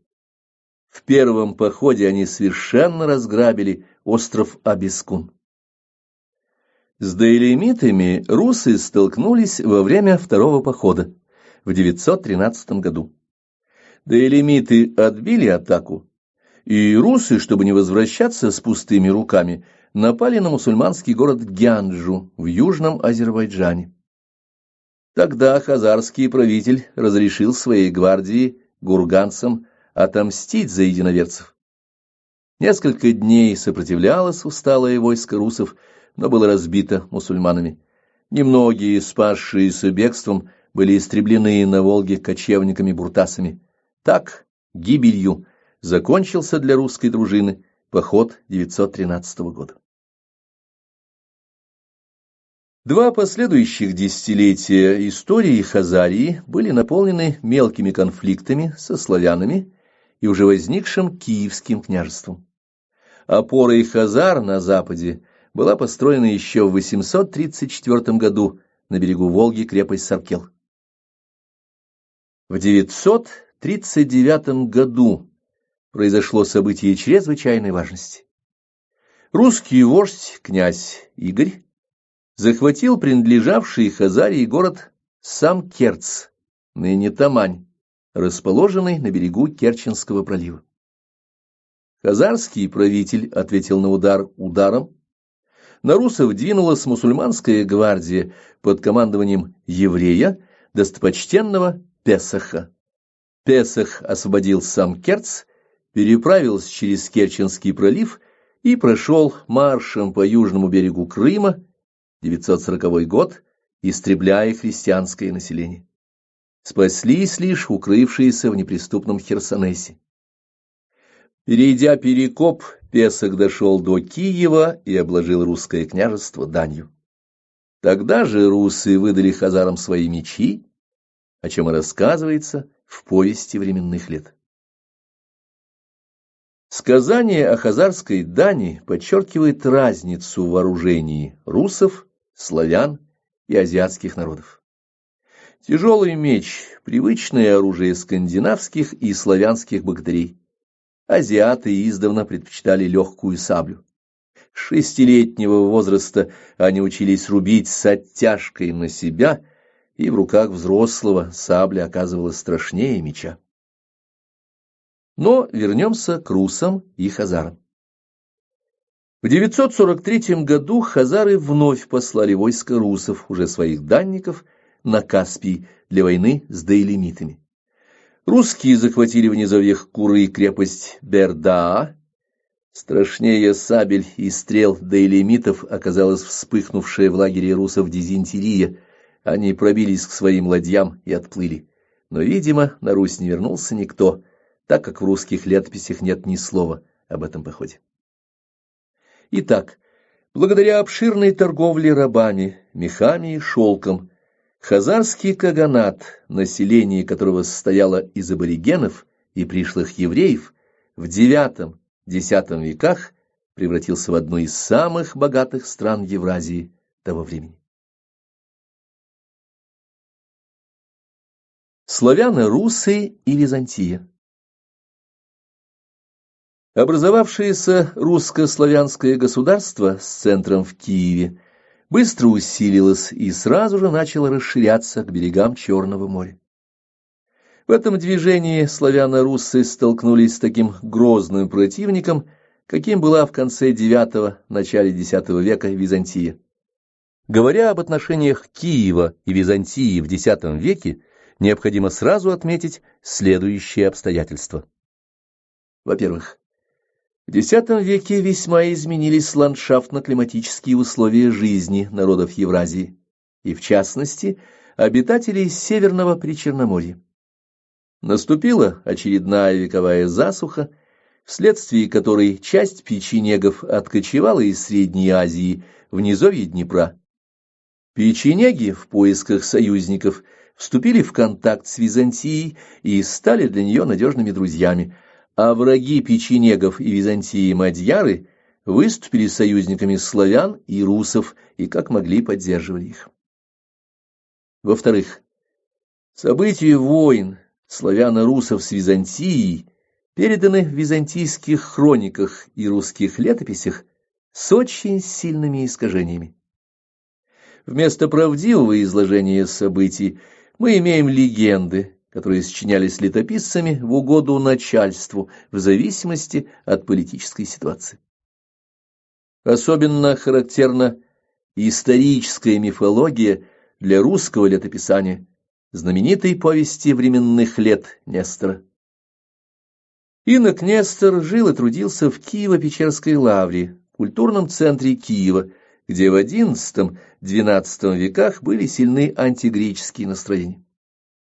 Отражением этих настроений служит, например, факт переноса Нестором даты похода русов под руководством Аскольда на Царьград на 47 лет, с 860 года на 907 год, и вообще приписание похода Олегу.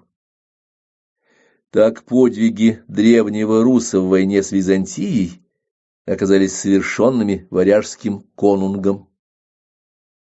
Более того, если внимательно прочесть повествование Нестора, можно заметить, что с 882 по 885 годы Олег одерживает победы над всеми славянскими племенами, в том числе и над платившими дань хазарам. Однако ни о реакции хазар на победы Олега, ни о самих хазарах Нестор не пишет ни слова. Причем летописная пауза в рассказе о хазарских делах занимает ни много ни мало 80 лет. Очевидно, летописец вполне сознательно умалчивает о каких-то событиях, но о каких именно мы можем только догадываться. Попробуем для начала исходить из твердо установленных фактов. А знаем мы следующее. Византия вынуждена была бороться с коалицией мадьяр и славяно-русов. Первыми, кто воспользовался скованностью сил греков, были арабские пираты. Больше всего острота ситуации сказалась на владениях Византии в Восточном Средиземноморье. Арабо-берберские пираты из Испании захватили остров Крит и вырезали там все христианское население. Сирийские и египетские арабы захватили острова Эгейского моря Лемнос, Родос, Наксос и другие. Наконец, в 904 году великий арабский корсар Лев Триполитанский сумел напасть на Фессалоники и разграбил окрестности второго по величине города империи. Этот пират покушался даже на Константинополь, но, не имея достаточных сил, обратился за помощью к не меньшим разбойникам, русам-дромитам. Прозвище «дромиты» от греческого «дромос» — «бег» свидетельствовало о стремительности набегов этой днепровской вольницы. Первый набег русов на Константинополь состоялся еще в 860 году. Тогда греки встретили врага иконой Богоматери Адигитрии. Стены города оказались неприступными. Русы отошли от столицы и предпочли заключить выгодный для них мир. Так было положено начало войнам славяно-русов с Византией, длившимся до конца X века. И вот по зову Льва Триполитанского с низовьев Днепра, Днестра и Южного Буга вновь потянулись ладьи дромитов. Их флот собрался у берегов Босфора, где русов встретила греческая эскадра наварха Иоанна Радина. Большая часть русских кораблей была сожжена греческим огнем. Мы и сейчас не знаем химического состава этого страшного оружия византийцев. Можно лишь догадываться, что его основу составляла нефть. Спасся лишь один отряд, уведенный его вождем Хельги и скрывшийся в устье Днепра. После такого успеха греки легко отразили атаку арабов Льва Триполитанского. Попробуем представить, что можно было сделать на месте русов-дромитов. Поход на Константинополь окончился жутким разгромом. Большая часть соратников погибла в пламени греческого огня. Высадившиеся на берег попали в плен и были превращены в невольников, ни о какой добыче не было и речи. Острая вражда между русами и Византией усугубилась. Было очевидно, что воевать с мощным противником без поддержки нельзя, и русы стали искать союзников. Ими оказались хазары. Иудейское правительство Хазарии было враждебно христианской Византии. Хазары, как мы уже знаем, использовали русские войска в Каспийских походах и, конечно, в войнах против греков. Большой поход против ромеев был совершен в 941 году, и снова византийский флот сжег греческим огнем ладьи славян и русов. Но хазарское правительство устраивал и такой исход, ведь силы Византии на Черном море были скованы этой борьбой. А поскольку в Малой Азии грекам приходилось бороться с мусульманами, то хазарский каганат оказался гегемоном в Восточной Европе. Хазария смогла обложить данью славян, мордву, мерю и камских булгар. Эти последние рассчитывали на помощь мусульман, и часть булгар приняла ислам, 922 год. Но распадавшийся халифат, оплот магометан, не мог помочь даже себе, а тем более и далеким единоверцам. Триумф Святослава. Неудачно сопротивлялся Хазарии в начале X века и Киев.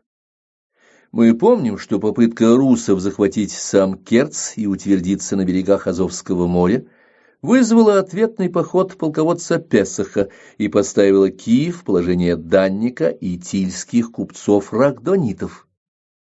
При сборе дани для хазар в древлянской земле был убит Игорь, князь Киевский и муж Ольги, 944 год. Сопротивление хазарам, а не война с Византией, становилась главной проблемой для Киева. И потому княгиня Киевская Ольга, правившая при малолетнем сыне Святославе, постаралась приобрести в лице греков сильного союзника. Она отправилась в Константинополь, где приняла крещение, избрав своим крестным отцом императора Константина Багрянородного. Здесь мы вновь сталкиваемся с явной хронологической путаницей Нестора и других летописцев. Согласно новгородской первой летописи, Ольга родилась в 893 году. В Константинополе побывала в 955. Ей должно было быть в то время уже 62 года, а Нестор уверяет нас, что Константин был столь очарован Ольгой, что хотел на ней жениться.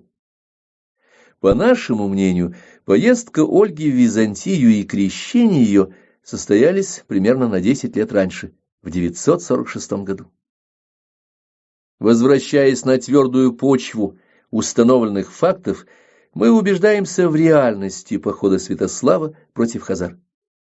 Молодой князь, оказавшийся энергичным полководцем, начал его летом 964 года. Святослав не решился идти от Киева к Волге напрямую, через степи. Это было очень опасно, ибо племя северян, обитавшее на этом пути между Черниговым и Курском, было сторонником хазар. Русы поднялись по Днепру до его верховьев и перетащили ладьи в Оку. По Оке и Волге Святослав и дошел до столицы Хазарии Итиля.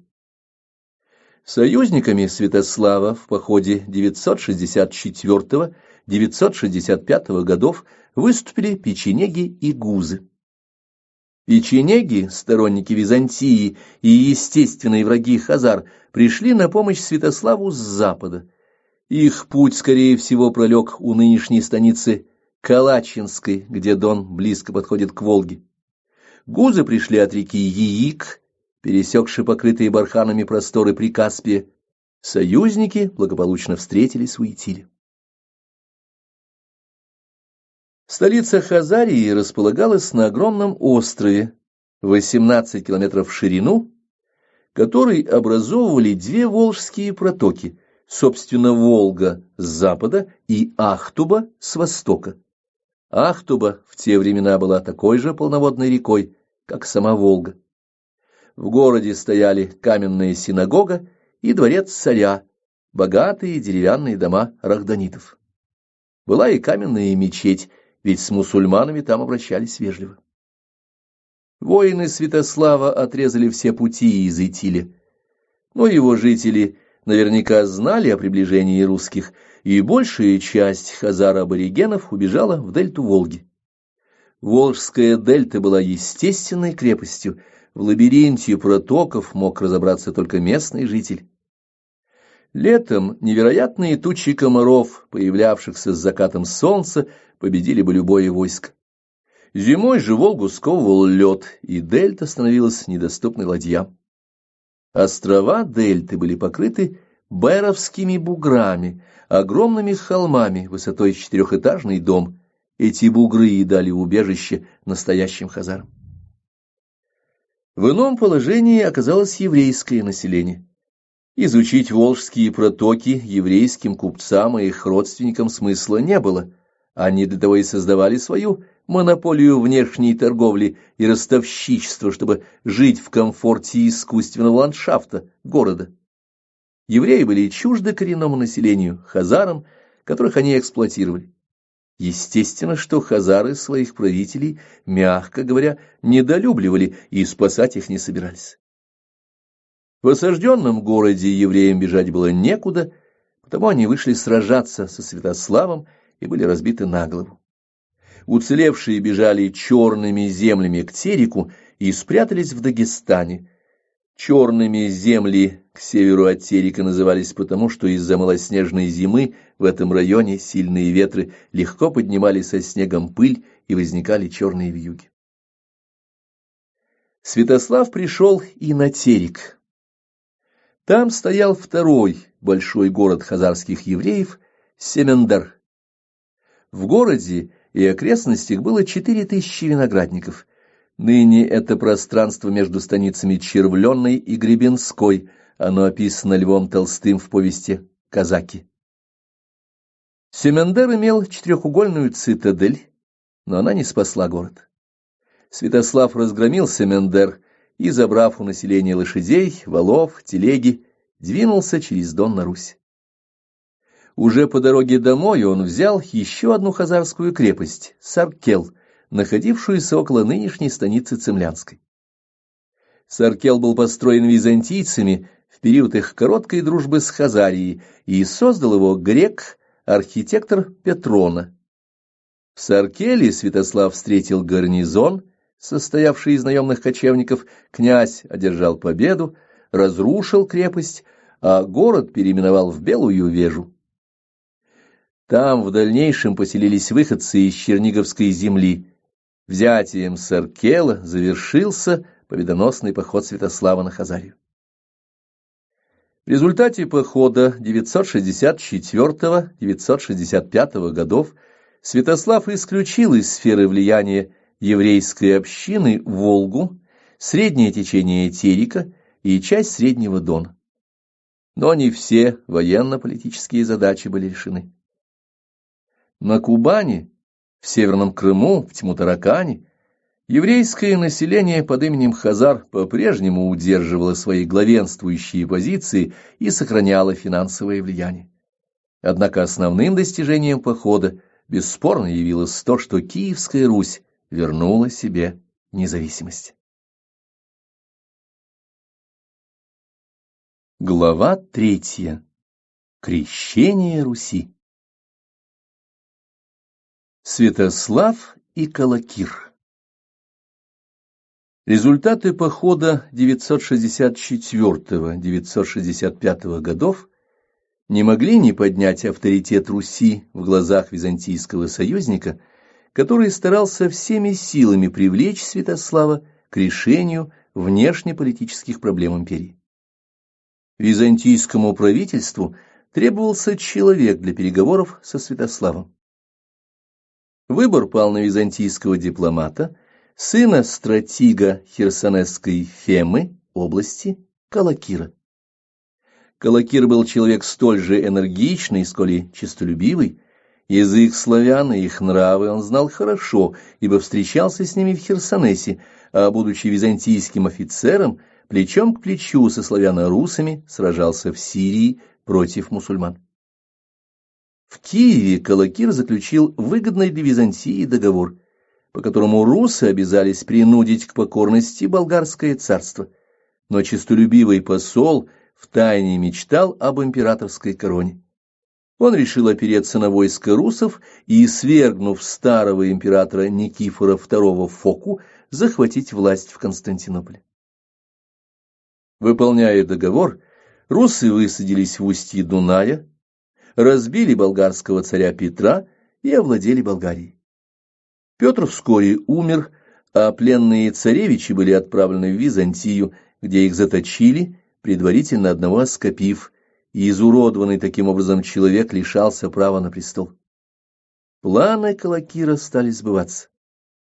Князь славяно-русов Святослав стал ему другом. В коротком переходе от Константинополя стояли русские дружины, подошли к нему и союзники, печенеги. И в самом Константинополе сложилась ситуация, благоприятная для Калакира. Престарелый Никифор II Фока, прекрасный полководец и администратор, был крайне непопулярен в собственной столице. Фока поддержал монахов с горы Афон, выступив за бедное духовенство против богатых монастырей и епископов. Император сильно урезал доходы церкви. Так он приобрел средства на военные расходы и вражду церковных иерархов. Кроме того, Базилевс, титул императора Византии, увеличил налоги на ремесленников и рыбаков, а с налогами выросли и цены. Городское население роптало. Фоку поддерживали только пограничные воины акриты, но они оказались слишком далеко от столицы в решительный момент. В довершение своих бед Фока был стар и некрасив. Его жена, императрица Феофано, отдала свое сердце красавцу Иоанну Цимисхию. Созрел заговор. Заговорщики с помощью императрицы проникли во дворец и безжалостно убили старого императора. 969 год. Однако, став императором, Цимисхий сослал Феофано и непосредственных убийц, сделав исключение для себя на острова Эгейского моря. Несчастью Калакира, замысел которого открылся еще при Фоке, Цимисхий оказался способным и деятельным полководцем. Новый Базилевс бросил на Святослава и Калакира, созданные его предшественником, отличные войска. Кроме того, еще Фока успел распорядиться, чтобы союзники Византии, левобережные печенеги, напали на Киев. Поэтому Святославу пришлось оставить Болгарию и устремиться на Русь спасать собственную столицу, свою старую мать и детей. Но когда он подоспел к Киеву, война уже завершилась, не начавшись. Пришедшие с севера войска воеводы Претича остановили печенегов. Их хан обменялся с Претичем оружием и, заключив мир, ушел в Приднепровские степи. Святослав, бросивший все в Болгарии, обнаружил, что в Киеве он совсем не ко двору. Там крепла христианская община, ее не устраивал князь-язычник. Сам Святослав не жаловал христиан, да и вообще ему было нелюбо сидеть в Киеве. Надо сказать, что появившаяся у Святослава идея устроить новую столицу на окраине своей земли была не так уж нелепа. То же самое сделал Петр Великий, создавший Петербург, в котором сосредоточилась шумная жизнь нового общества. И точно так же, как шведы не хотели иметь рядом с собой столицу Петра, греки не желали близкого соседства с воинственным Святославом. Ольга просила сына не покидать ее, но старая княгиня скоро умерла, и Святослав поспешил вернуться в Болгарию, где ситуация также изменилась не в его пользу. Византийцы вышли на равнину Северной Болгарии и захватили город Преслав. Болгары быстро перешли на сторону греков, русы уже разочаровали их насилиями и жестокостью. Успевший покинуть Преславу отряд русов вместе с Калакиром ушел на Дунай, в город Переяславец. Дальнейшая судьба Калакира нам неизвестна. Печенеги тоже оставили Святослава. Покинутый союзниками, он с небольшой дружиной противостоял теперь и византийским войскам, и восставшей Болгарии. Святослав и Цимисхий. Весной 971 года Цимисхий, прервав притворные переговоры со Святославом, подошел к Переяславцу с лучшими войсками империи. Одновременно в Дунай вошла греческая эскадра из 300 кораблей. Переяславец спал после трехдневного штурма, и наступил последний акт трагедии. Русы не могли воевать в чистом поле из-за отсутствия конницы и заперлись в городе Доростол. Греки обложили эту небольшую крепость со всех сторон. Русы приняли бой, они сражались героически, в пешем строю отковали византийцев, и только удар латной конницы спас цимисхи от поражения. Всю ночь после этой битвы, когда в русской дружине не осталось ни одного нераненого воина, в крепости горели костры. Русы на берегу Дуная приносили в жертву младенцев и петухов, моля своих богов о победе. Большие потери с обеих сторон и голод в русском стане подтолкнули противников к переговорам. Посреди Дуная встретились роскошная ладья императора Ромеев и простой челнок, в котором одним из гребцов был князь Святослав. Русский вождь в белой рубахе до колен ничем по виду не отличался от простого воина. Бритая голова, длинный чуб, опущенные вниз усы и серьга в ухе делали его облик совсем восточным. Грекам не нужна была жизнь Святослава и его дружины. Они согласились дать русам уйти. Святослав за это обещал отступиться от Болгарии. Пропущенные греческой эскадрой русские ладьи спустились по Дунаю в Черное море и добрались до острова Березань, в древности остров Буян, в Днестровском лимане. Дальнейшие события кажутся довольно странными. Святослав не пошел к столице, а расположил обессиленные ранами, лишениями и переходом войска на Березань. Скоро обнаружился недостаток продовольствия. Казалось бы, нужно было двигаться по речным долинам к Киеву. Так и поступил один из воевод князя Свенельд. Он покинул Святослава, с частью воинов поднялся по Южному Бугу и вышел к Киеву. Что же заставило Святослава остаться на острове Березань и провести там мучительную голодную зиму 971-972 года? Вряд ли это была боязнь столкновения с печенегами. Ведь прошел же Свенельд, а главное, печенеги были единственными, кто продавал русам провизию, следовательно, какие-то отношения с кочевниками у Святослава были. Скорее, дело было в том, что на Березани в войске Святослава произошел раскол. Русы-язычники обвинили в поражении русов христиан, входивших в дружину. Неудачу похода язычники объяснили гневом своих богов Перуна и Волоса, и остров увидел страшные сцены. Были замучены и убиты все дружинники-христиане. Среди погибших оказался и родственник Святослава Улеп. В Киеве не могли не знать о кровавых событиях на Березани. Киевские христиане, составлявшие большую и влиятельную общину, поняли, что их ждет, когда Святослав с ожесточенной дружиной войдет в собственную столицу. Как же развивались события дальше? Все летописи сообщают, что весной 972 года русы из Березани двинулись к Киеву. Почему-то для возвращения они избрали не узкий и тихий Южный Буг, а порожистый Днепр, где у злополучных днепровских порогов русов ожидали левобережные печенеги. В короткой битве дружина Святослава была полностью истреблена, и печенежский хан Куря обзавелся чашей, сделанной из черепа князя.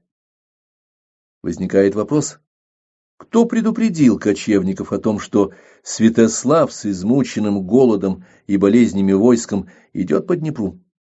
Это мог сделать тот, у кого было достаточно времени, кто поддерживал связь с Березанью, знал условия жизни на острове, а главное, очень не хотел, чтобы эта дружина пришла в Киев. Историки прошлого века считали, что печенегов на Святослава направили византийцы, но для этого им нужно было проплыть все Черное море, уведомить Синклит, совет императора с решением Синклита вновь через Черное море добраться до левобережья Днепра, найти в необъятные степи печенегов и, вручив полагающиеся по такому случаю дары, уговорить степняков. Мы можем допустить, что у Цимисхия чудом хватило времени получить информацию о дружине Святослава, а затем снести с печенегами. Но если Базилевс хотел истребить русов, он мог сделать это проще — сжечь греческим огнем беззащитные ладьи русов еще на Дунае. Кто действительно был заинтересован в гибели князя и его войска, так это киевские христиане, во главе которых стоял старший сын Святослава Ярополк. Он-то знал, что происходит на Березане, и он мог сговориться с печенегами. Вспомним, еще в 969 году воевода Претич братался с печенежским ханом. Следовательно, можно считать, что вина за смерть Святослава и гибель его дружины лежит не на христианах Константинополя, а на христианах Киева. Прощание с русами. Итак, с гибелью князя-язычника Киевская Русь стала превращаться в тихую и спокойную державу, где христианское учение приобретало все больше сторонников. Подумаем, пошло это во вред или на пользу Руси? Если бы Святослав восторжествовал, он превратил бы Киев в базу разбойничьих набегов, в нечто подобное тому, чем был Балтийский остров Руга, современный Рюген. Там гнездились славянские пираты, молившиеся богу Святовиту и наводившие ужас на немецких и датских купцов. Пираты воевали со всеми вокруг и в конце концов были уничтожены. Такая же судьба ждала державу Святослава, который враждовал бы с племенами, обкладываемыми данью, и с христианами, обычно казнимыми им. В итоге у киевского князя не осталось бы друзей. Со смертью Святослава военно-языческая партия в Киеве ослабла. Силы и влияние стали переходить к христианам, и это вызвало эмиграцию части русов из киевской державы. Покинуть Восточную Европу для них не составляло особого труда, так как еще в IX веке подвижные и агрессивные русы действовали за ее пределами. Так в 844 году русы, да проклянет их Аллах, как писал арабский автор, высадились в Андалузии и попытались пробиться к Севилье. Мусульманские войска отразили удар и сбросили врагов в море. Ясно, что русы великолепно знали дорогу на запад. Туда они и направились, как только их вынудила к этому ситуация. Путь их лежал в Рум и Андалус. Руму, то есть Византии, были очень нужны воины для борьбы с мусульманами. Русов-наемников ждали сражения с войсками халифата на восточных границах Византийской империи. Направившиеся в Андалус, Испанию, были хорошо знакомы с саблями и стрелами берберов и предпочли напасть на христианскую Галисию, область в Испании. Их первыми подвигами, в кавычках, стали разорение побережья, сожжение монастырей и убийство священников. 3 года они свирепствовали в этой земле. Край пришел в запустение. Наконец герцогу Гонсало Санчесу удалось собрать войска и разбить захватчиков. Русы погрузились на корабли, уплыли, и больше о них неизвестно ничего. Поскольку мы знаем географию лучше, чем люди в X веке, то можем предположить, куда направились русы. Поход на юг маловероятен, ибо мусульманские владыки умели отражать набеги, и русы знали об этом очень хорошо. На север путь лежал через Бискайский залив, один из самых бурных районов Атлантики, где опасно ходить даже в наши дни. Наиболее вероятной поэтому остается дорога на запад, видимо, та самая, по которой викинги достигали Америки. Но нам неизвестны следы русов на этом континенте. Скорее всего, остатки этого буйного племени покоятся на дне Атлантического океана. С гибелью этого отряда русов была окончательно перевернута страница истории, повествовавшая о взаимоотношениях древних славян с русами. Напомним, что в IX-X веках эти два народа иногда враждовали друг с другом, а иногда вступали в тесный контакт. Контакт между славянами и русами более всего был характерен для Киева, где господствовали русы-славянофилы. Там-то и сложилась славяно-русская этническая общность. Сближение русов и славян было настолько тесным, что русы передали славянам и свое имя, и своих князей. Земля полян стала называться Русью. Но древний конфликт славян и русов сменился другим, не менее кровавым и тяжелым. Брат на брата. Возглавивший после смерти княгини Ольги Киев и киевскую христианскую общину Ярополк Святославич был связан договорами с Константинополем и печенегами. На севере, в Новгороде, христианству противостоял балто-скандинавский культ Перуна, по-литовски Перкунаса, богообновленной языческой религии. И хотя Киев оставался языческим городом, культ Перуна, принесенный с берегов Балтийского моря, киевлянам вовсе не был симпатичен. Академик Рыбаков справедливо считал, что Перун не является исконно славянским божеством. Славяне верили в Хорса, солнце, персидский Хуршит, почитали женское божество Мокош, небесного Даждь-бога, скотьего бога Волоса. Как всякие уважающие себя боги, славянские тоже требовали почитания, но не человеческих жертв. Совсем другим был культ Перуна, бога войны и громовержца, с приходом которого земля обогрелась кровью жертв. Ненависть киевлян к культу и поклонникам Перуна обострилась. Случаи человеческих жертв только подталкивали многих к крещению, ведь никому не хотелось быть принесенным в жертву, а это угрожало каждому. Жрецы, выбрав жертву, убивали ее, а оставшиеся в живых должны были ликовать. В столь острой ситуации столкновение полярных мировоззрений, а вернее мироощущений, было неизбежным. Началась долгая и упорная борьба Ярополка со сторонниками Перуна, которых возглавлял сводный брат Ярополка Владимир, сын наложницы Святослава, ключницы Малуши. Летописец описывает все последующие события как деяния князей, но мы знаем, что в действительности князья были очень молоды.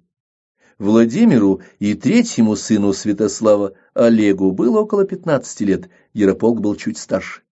Эти юноши вряд ли могли проводить самостоятельную политику, за ними стояли опытные и влиятельные мужи, опиравшиеся на население определенных земель. Именно поэтому последующая политическая борьба столь интересна и существенна для нашей темы. Итак, победа печенегов над Святославом, принесшая Ярополку власть, на какой-то период объединила Древнюю Русь. Почти все славяно-русские земли по Днепру и Новгород на севере подчинились Ярополку. Короткий набег на Овруч избавил его от младшего брата Олега, князя Древлян, 977 год, и подчинил его земли Киеву. Владимир же со своим дядей Добрыней был послан в Новгород еще Святославом. После гибели Олега, боясь старшего брата, Владимир Святославич бежал в Швецию. Казалось, было достигнуто желанное единство страны. Но оно оказалось хрупким, ибо славяно-русские пассионарии того времени были полны стремления бороться за близкие мировоззрения и желанные цели. Владимир вернулся в Новгород как приверженец злых балтийских богов. Возглавив войско из варягов и новгородцев, он сначала напал на Полоцк, убил его князя Рогволда и присоединил Полоцкую землю к Новгороду. Затем последовал захват Смоленска. И вот в 980 году великим путем из варяг в греки Владимир подошел к Киеву. В окружении Ярополка оказались изменники. Очевидно, он не всех устраивал. Воевода Блуд ложными советами поставил князя в очень трудное положение. Владимир блокировал его в крепости Родне. Среди осажденных начался голод. Тот же Блуд посоветовал Ярополку выйти из крепости и договориться с братом о мире. Встречи порешили быть в шатре между крепостным рвом и палатками осаждавших. Когда Ярополк вошел в шатер, два прятавшихся там варяга пронзили его мечами. Так языческая партия одержала полную победу. Однако Владимир, человек не глупый, хотя жестокий и беспринципный, увидел, что культ Перуна не популярен на юге. Пассионарная, наиболее энергичная часть киевлян уже крестилась. Владимир, естественно, следил за общественными настроениями в столице, так как не мог с ними не считаться, особенно после того, как расстался со своей варяжской дружиной, не желая платить варягам заработанные ими в походе деньги. Не без помощи киевлян варягов собрали на берегу Днепра, якобы для того, чтобы выплатить жалование, потом посадили в лодки без весел, оттолкнули от берега и сказали: «Плывите по реке вниз, в Царьград, там заработаете много денег, а к нам не возвращайтесь». Но одновременно Владимир послал гонцов в Константинополь. Они предупредили греков, чтобы те не доверяли варягам, ибо их бог Перун не только злой, но и лживый. Владимир посоветовал грекам принять варягов, но разделить их и разослать по нескольку человек в разные гарнизоны, чтобы в окружении местных воинов варяги были безопасны. Последствия лжи. Во внешнеполитической деятельности Владимира в 80-х годах X века сочетались успехи и неудачи. На северо-востоке с Русью соседствовало сильное булгарское царство, принявшее одну из мировых религий – ислам. Волжская Булгария непосредственно граничила с двумя городами-княжествами – Муромом и Суздалем. В непрекращающихся пограничных конфликтах брали верх то булгары, захватывая Муром, то славяне, занимая булгарские становища. В результате постоянной борьбы на границах население Волжской Булгарии, являвшееся одним из предков современных казанских татар, было смешанным. Нападавшие на русские селения булгары убивали мужчин и захватывали в плен женщин и детей. Детей мусульмане продавали в рабство, а женщин делали своими наложницами. От смешанных браков рождались Мурады и Фатьмы. Но потом на булгарские селения нападали суздальцы и муромцы, захваченных детей они делали своими работниками, а пленных булгарок брали в жены. На свет появлялись все славы да любавы. Таким образом, различие между двумя этносами было не антропологическим, не расовым и даже не экономическим, ибо хозяйственные системы в Волжской Булгарии и Северо-Восточной Руси были очень похожи. Эти отличия были религиозными. Но религиозный мусульманский фанатизм в Волжской Булгарии еще не восторжествовал, и вера служила лишь индикатором отличий волжских булгар от славян. Попытка Киева присоединить Великий Булгар, стоявший на берегу Волги, недалеко от нынешней Казани, была безуспешной. Отмечая неудачный поход Владимира и Добрыни, 985 год, летописец скупо заметил, что с тех, кто носит сапоги, дани не получить, а надобно искать лапотников, и так на этом направлении деятельность Владимира успеха не имела. Зато ему удалась другая операция. Лишь в сочинении Иоанна Мниха есть упоминание о захвате Тьму-Таракани, где еще находились остатки Иудео-Хазар. Но и в этом сочинении только одна фраза говорит о походе, во время которого русские войска совершенно свободно прошли из Киева через Северный Кавказ вдоль Терека до Каспийского моря, 986 год. Тьму-Таракань стал одним из русских городов и досталось в удел сыну Владимира Мстиславу. Мстислав был посажен на княжеский стол Тьму-Таракани 6 лет от роду. Таким образом, здесь, как и в случае с Ярополком, Владимиром и Олегом, княжеское имя использовалось летописцами не как имя реального вершителя судеб, а лишь как вывеска, символ, обозначавший существование группировки политических сил. Любопытно, что то же самое в отношении франкских королей отмечает французский историк Огюстен Тьерри в своих очерках о раннем Средневековье. Когда западная часть распадавшейся империи Карла Великого, то есть нынешняя Франция, вышла сражаться за Карла Лысого, французы понятия не имели о том, кто это такой. Но они сражались, и очень храбро, за те принципы, которые формулировались под общим лозунгом служения Карлу Лысому. Точно так же немцы, сражавшиеся за собственные интересы, считали, что бьются за Людовика Немецкого. Но вернемся к Владимиру, а именно к его Корсунской операции, имевшей серьезные последствия. В конце X века Болгария, наполовину захваченная Византией, испытывала могучий интеллектуальный подъем. Причем не меняя официально православного вероисповедания, принятого в 865 году, болгары сильно отошли от Византии по мировоззрению. Нашелся поп Богумил, который изложил священную историю следующим образом. Одновременно с Богом существовал падший ангел Сатанаил. Он пребывал у мирового океана и горько плакал. Творец пожалел его и создал по желанию Сатанаила сушу. А Сатанаил сделал людей, но не смог их одухотворить. Он снова обратился к Богу и, обещая полное послушание, попросил оживить его творение. Тогда Бог вдохнул в людей душу, но Сатанаил обманул Бога, ибо создал Каина, устроил первое убийство и начал всячески пакостить Всевышнему. Причем свирепствовал он, используя людей, одухотворенных Богом, но сбитых с пути им, Сатанаилом. Бог послал против Сатанаила ангелов, которые скрутили того и отняли у его имени суффикс «ил», в котором была заключена мистическая сила. Лишенного силы уже сатану, а не Сатанаила, ангелы загнали под землю. Все духовное Богумил считал божественным и добрым, а все материальное — сатанинским и злым.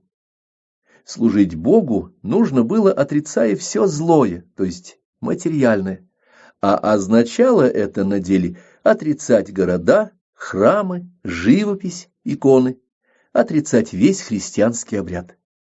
Ведь в христианстве считается, что мир создан Богом, и потому благ. Богумилы были не уникальны в своем мироощущении, назвать которое религиозным неверно. Таких учений в IX-XII веках появилось много. Они были крайне разнообразны и распространены от Тибета на востоке до Аквитании на западе. При всем их разнообразии объединяло эти учения то, что они считали злом материальный мир и потому относились к нему враждебно. Раз нет реальной жизни, то нет лжи и правды, и не надо никого жалеть, ведь страдания призрачны. Люди, войдя в мир фантастических представлений и заклинаний, были искренне убеждены, что становились хозяевами этого призрачного мира. Мы назовем эти враждебные материальному миру системы мировоззрения негативными. К негативному мировоззрению толкали людей и ужасные условия действительности, и просто обывательская затхлость жизни, тягостная для энергичного, пассионарного человека. Но независимо от истоков учения и от способов осуждения реального мира, негативные системы мировоззрения логически оправдывали убийства и злодеяния. Учение богумилов, названное так по имени основателя, было типичной негативной системой, так же, как и учение французских альбигойцев, македонских манихеев, павликиан Византии, карматов и исмаилитов мусульманского мира. Как видим, негативные системы захлестнули и католическую Европу, и мусульманский мир, и Византию. При этом только греки сумели справиться со сторонниками метафизического зла. После разгрома твердыни Павликиан, крепости Тефрика, византийцы в IX веке стали контролировать и манихеев Македонии. Но в X веке болгарские богумилы сделали из своего учения довольно неожиданный практический вывод: «Бей византийцев». Для достижения поставленной цели они использовали все средства. Так, под видом православных священников, богумилы шли на Русь, тяготевшую к христианству. Видимо, не без их влияния и предпринял Владимир совершенно нелепый поход на Корсунь. Корсунь, по-гречески Херсонес, находившийся недалеко от современного Севастополя, имел прекрасные укрепления, спасшие немало христиан еще во время похода Песаха. Взять этот город Владимиру помогло предательство корсунского попа Анастата, по другим источникам варяга Житьберна. Изменник послал в стан русов записку на стреле. В послании сообщалось, где проходят трубы, по которым в осажденный город поступает питьевая вода. Владимир разрушил водопровод, и жажда заставила корсунцев сдаться. Но удержаться в Крыму Владимиру не удалось. Он принял в жены греческую принцессу, вернул Корсунь византийцам и отступил. Новый путь.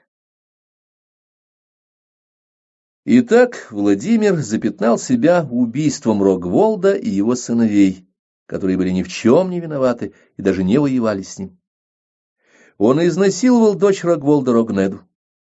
Та даже хотела убить Владимира, мстя за смерть отца и братьев. Владимир вероломно умертвил собственного брата. Предал он своих боевых товарищей, варягов. У этого князя, и тому свидетельство летопись, грехов было достаточно. На его репутацию воителя тяжким грузом легла корсунская авантюра. Так что же, светлая память о нем, сохраненная потомками до наших дней, может быть названа незаслуженной? Нет. Историческая память связывает образ Владимира не с его личными качествами и политическими успехами, а с деянием более существенным, выбором веры, одухотворившей жизнь народа. В самом деле, распространив свою власть практически на все славяно-русские земли, Владимир неизбежно должен был придерживаться какой-то, как сказали бы сегодня, общенациональной политической программы, которая, по условиям того времени, выражалась в религиозной форме. К религиям, теистическим системам мировоззрения, оказывавшим существенное влияние на ситуацию в Восточной Европе в X веке, следует отнести православие, католичество и ислам. Русские искатели веры должны были представлять и вполне представляли себе различия этих основных религий. Последнее неудивительно, киевские купцы и воины постоянно бывали в Константинополе, сражались на Крите и в Малой Азии, торговали с египтянами и сирийцами, ездили в Волжскую Булгарию и Хорезм. Принятие определенной веры автоматически приводило их к ориентации на вполне определенные группировки внутри страны. Поэтому предстоявший князю Владимиру выбор веры легким не назовешь. А ведь у этой проблемы был и международный аспект, обусловленный постоянными суперэтническими контактами. Во время, предшествовавшее крещению Руси, нарастали грозные признаки грядущего раскола в дотоле едином христианском мире. И здесь, в основе идеологических споров, также лежали природные, объективные процессы этногенеза. Находившаяся в фазе пассионарного подъема западноевропейская суперэтническая целостность ощущала свое отличие от других суперэтносов очень остро и облекала его в ризы церковного превосходства, именуя христианским миром только себя. Борьба между православием и католичеством начинала переходить из сферы теологических разногласий в область политики. Германский император Оттон II на имперском сейме 983 года в Вероне добился решения о войне против греков и сарацин. Такое уравнивание православных христиан с мусульманами уже не позволяло говорить о единстве Церкви Христа, делало вполне реальной угрозу католического натиска на Восток, в том числе и на Русь. На Руси это понимали слишком хорошо, так как еще до Веронского сейма польский король-католик Мешко I воевал с киевским князем из-за червленой Руси, Галиции, а уже упоминавшийся Оттон II с западными славянами на реке Эльбе, Лабе. Сами обстоятельства выбора веры Владимиром широко известны и изложены в повести временных лет.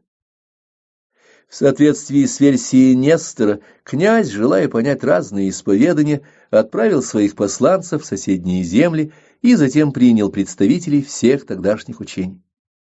Насколько реальны эти подробности, нам не столь важно, ибо куда большее значение имеет приведенная Владимиром мотивировка своего решения креститься по греческому обряду. Говоря о мотивах, учтем, что кроме догматов в любой религии существуют обычаи, традиционно передаваемые из поколения в поколение. Такие обычаи для новообращенных порой значат больше, чем священные книги, особенно если эти книги написаны на непонятном языке. Так, главная книга ислама Коран написана на арабском языке, славянам непонятно. Обычаи мусульман, например, не пить вино, не есть свинину, просты, но для славян были неприемлемы. И вот почему. По русскому обычаю князь делил трапезу с дружиной. Этот обязательный ритуал скреплял дружбу князя с воинами, а что могло быть для князя важнее? Менее значимым, но довольно существенным было еще одно обстоятельство. Славяне и русы привыкли к хмельным напиткам, так как вино и пиво снимали усталость походов, но строгий ритуал пиров не допускал буйства во хмелю. Конечно, и арабы, приняв ислам, не перестали пить вино, но делали это в узком кругу родных и друзей, в публичные места являясь трезвыми. У них не было ритуалов пиров и соответствующих им стереотипов поведения. В итоге мусульманским муллам Владимир отказал известными словами: «Руси есть веселье пити». Сложнее причина отказа Владимира немцам-католикам. Его слова неясны: «Идите, откуда пришли, ибо и отцы наши не приняли этого». Попробуем разобраться, что именно не приняли отцы.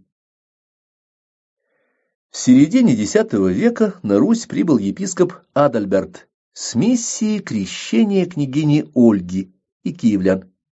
Адальберт потерпел неудачу, но не по своей нерадивости. Известно, что в середине века на Святой Престол иногда всходили очень грешные папы. В 955 году на папский престол воссел 16-летний юноша, нареченный папой Иоанном XII. Ватиканский двор стал вертепом продажных женщин. Если б папа был только охотником, игроком, волокитой и пьяницей, то это был бы еще полбеды. Но римский первосвященник давал пиры с возлияниями в честь древних языческих богов и пил за здоровье сатаны. Конечно, вести о таких подвигах достигали Руси. Хронологическое совпадение бесчинств в Риме и изгнание Адальберта из Киева случайностью быть не может. Поэтому традиция отвержения латинской веры и сознательного выбора греческой действительно восходит к предкам Владимира на княжеском столе, княгине Ольге и ее внуку Ярополку. А вот рассказ о приходе к Владимиру хазарских евреев – пример явного литературного творчества Нестора. Евреи якобы признаются Владимиру: «Предана быть земля наша христианами». На самом деле в X веке Палестина была в руках мусульман, летописец сместил даты. Примечательно, что по летописи Владимир не обращался к иудеям, а только принял их, чтобы прогнать. Следовательно, летопись Нестора фиксирует последнюю попытку хазарских иудеев прибрать к рукам киевского князя, сделанную тогда, когда хазарский каганат уже не существовал. Исход попытки известен, Владимир был проницателен. Военно-политические следствия выбора веры были очень велики. Сделанный выбор не только дал Владимиру сильного союзника, Византию, но и примирил его с населением собственной столицы. Некоторое сопротивление крещению оказали на первых порах, предпочитая язычество, Новгород и Чернигов, но язычники Новгорода были сломлены военной силой, а через некоторое время Чернигов вместе со Смоленском также приняли христианство. Теперь перед киевским князем оставались лишь внешнеполитические проблемы. В степях между Русью и Черным морем царили печенеги. Именно печенеги, богатевшие на торговле с Корсунью и Византией, выступили против князя Владимира. Нам известен только результат столкновения, которое, предположительно, вылилось в немалую войну. Владимиру пришлось огородить свои земли чистоколом, поставить сторожи, а также отказаться от гегемонии в южно-русских степях и от выхода к Черному морю. Враги русских и Византии печенеги в X веке были язычниками, в XI веке это племя приняло ислам. Обращение в магометанство сопровождалось междоусобной войной. Часть кочевников крестилась, но большинство, обратившись в ислам, стало враждовать с греками. Переход в ислам, войны с Византией и внутренние смуты сковали силы кочевников, и к концу I и III XI века избавили Русь от печенежской угрозы. Что же происходило на Руси? Мы видим, как православная церковь постепенно распространяла свое благотворное влияние, строила храмы и монастыри, учила людей грамоте и живописи. Только в Ростове, в Мирянской земле, долгое время сохранялись две городские общины – христианская и языческая. В одном конце города стояла православная церковь, в другом находилось капище бога Мирян – Керемета. При этом христиане и язычники сосуществовали довольно мирно, а после того, как миряне убили двух особенно назойливых миссионеров, их и вовсе оставили в покое. Итак, Владимир пошел по пути, который наметила мудрейшая из людей, княгиня Ольга, избравшая православие. Ступив на этот путь, сбросив гнет купеческого капитала рагдонитов, Русь пришла к крещению 988 года. Сила проповеди православия была и в политической умеренности Византийской империи, и в искренности константинопольских патриархов, и в очаровании греческой литургии, церковной службы. Византия хотела от Руси дружбы и прекращения бессмысленных набегов на побережье Черного моря. Греческие богословы не сдабривали проповедь православия лукавыми политическими хитросплетениями. Важным оказалось и то, что православие не проповедовало идеи предопределения, и потому ответственность за грехи, творимые по собственной воле, ложилась на грешника. Это было понятно и приемлемо для язычников. Принятие христианских норм морали не было психологическим насилием для новообращенных, которые привыкли к элементарному противопоставлению добра и зла. Добро и мудрость христианства в 988 году сразились с Перуном и стремлением к наживе, действительным божествам рагдонитов. Крещение дало нашим предкам высшую свободу, свободу выбора между добром и злом, а победа православия подарила Руси тысячелетнюю историю. Глава 4. Прихоти судьбы. Сыновья Владимира. Накануне своей смерти в 1015 году Владимир столкнулся с острой проблемой управления завоеванными землями. Его собственных военных сил было достаточно для того, чтобы одерживать отдельные победы, но их явно не хватало для того, чтобы держать в покорности все земли Киевской державы. Новгород, Полоцк, Червленая Русь, даже Северо-Восточная Русь все время пытались отложиться от Киева. Посылать всякий раз на их усмирение воевод было способом рискованным и ненадежным. Воевода мог оказаться претендентом на местный княжеский стол и отколоться вместе с теми подданными, которые ему сочувствовали. Поэтому при Владимире создалась, а позже при Ярославе окрепла система раздачи уделов ближайшим родственникам, как правило, сыновьям. У великого киевского князя Владимира было 12 сыновей. Мы отметим лишь тех, которые приняли участие в последующих событиях. Сын Владимира и Рогнеды, Ярослав, княжил в Новгороде, его брат Мстислав в Тьму-Таракане. Естественно, что первый зависел от новгородцев, а второй от тьму-тараканцев. Любимыми детьми Владимира были его сыновья от болгарки Борис и маленький Глеб. Своего старшего сына и законного наследника Святополка Владимир ненавидел. Святополка звали сыном двух отцов, ибо Владимир захватил в плен и взял в жены его мать гречанку, бывшую беременной от им же убитого князя Ярополка. Святополк активно налаживал контакты и с печенегами, и с поляками. Пожалуй, это был первый русский западник.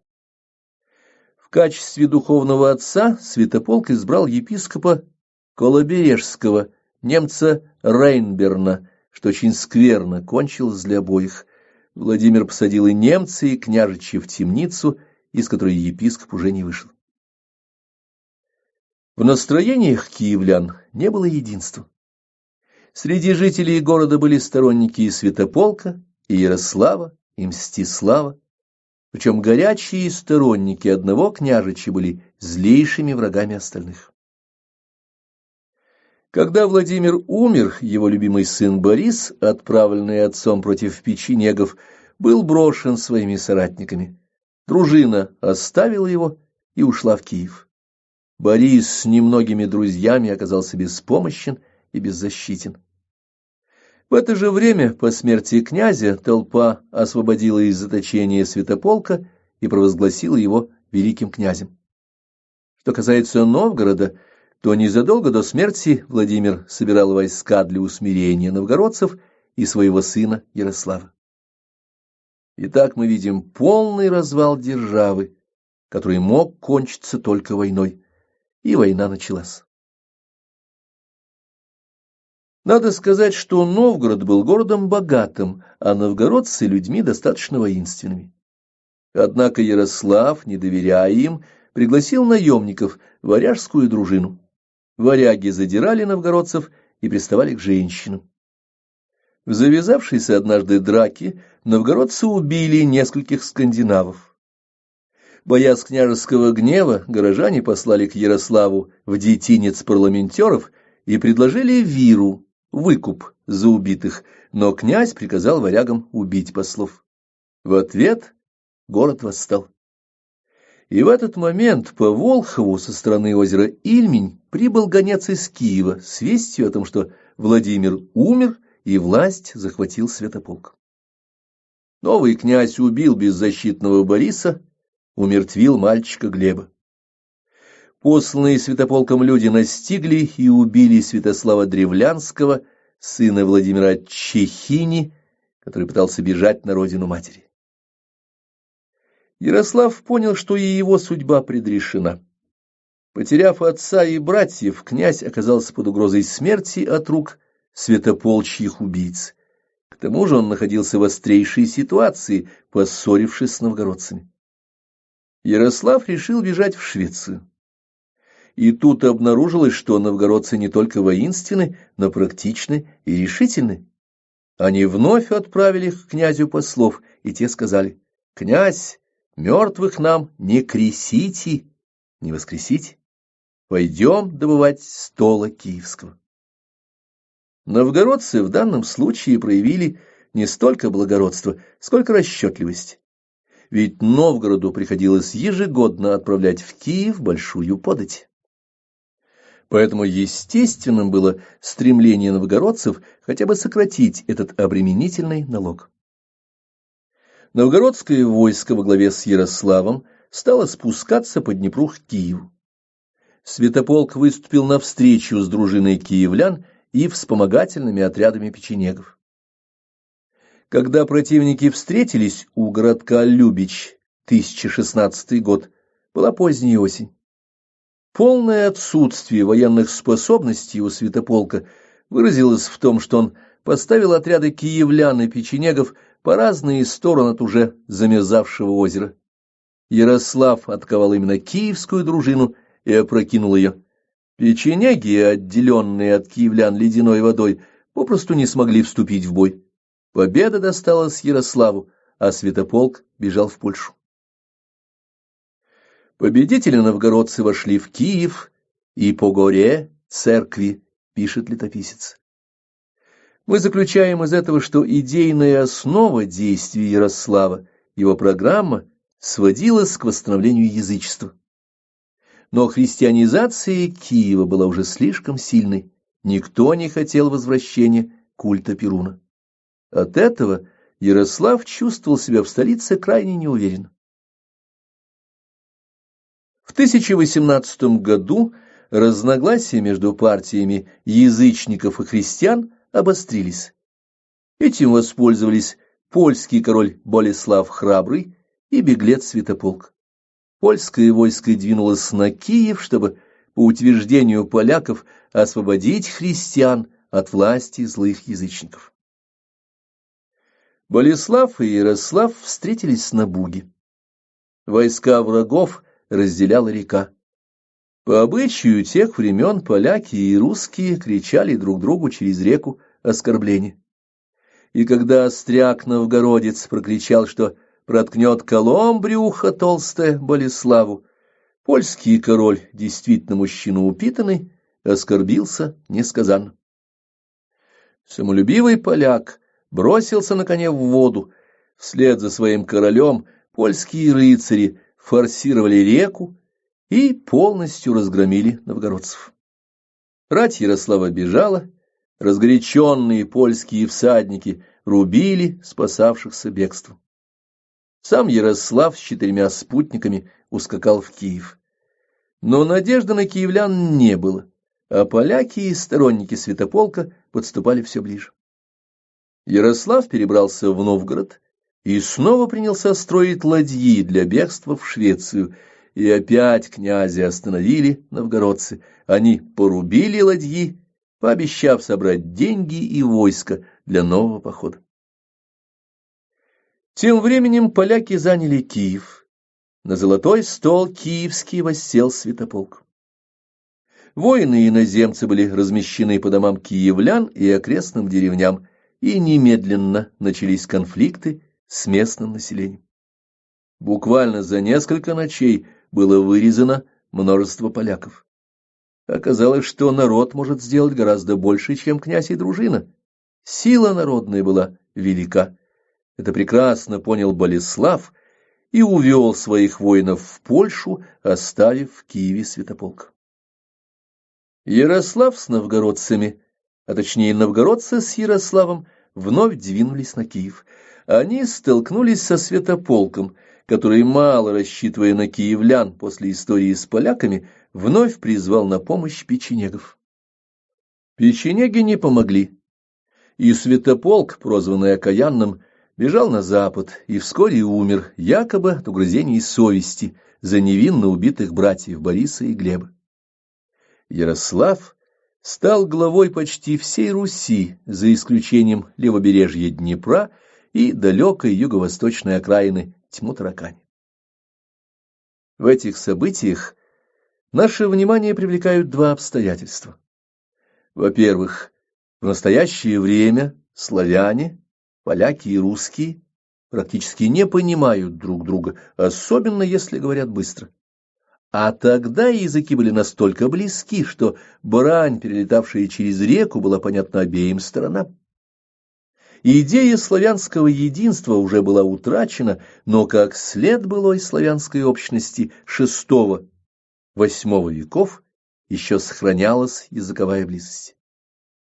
Второе важное обстоятельство мы видим в том, что Киев решительно высказал свое негативное отношение к западничеству и тесным контактам с Западной Европой.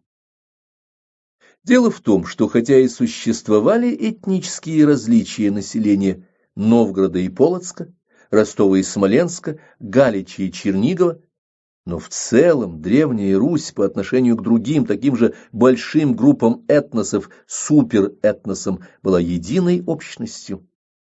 Такими группами были, к примеру, жители католической Западной Европы или население мусульманских стран.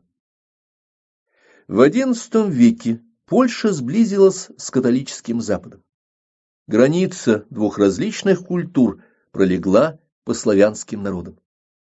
Сей факт важен для нас потому, что на протяжении всей дальнейшей истории в Древней Руси, а впоследствии и в России, постоянно шла борьба двух политических течений – западнического, проевропейского и почвеннического, выражавшегося в стремлении держаться своих традиций.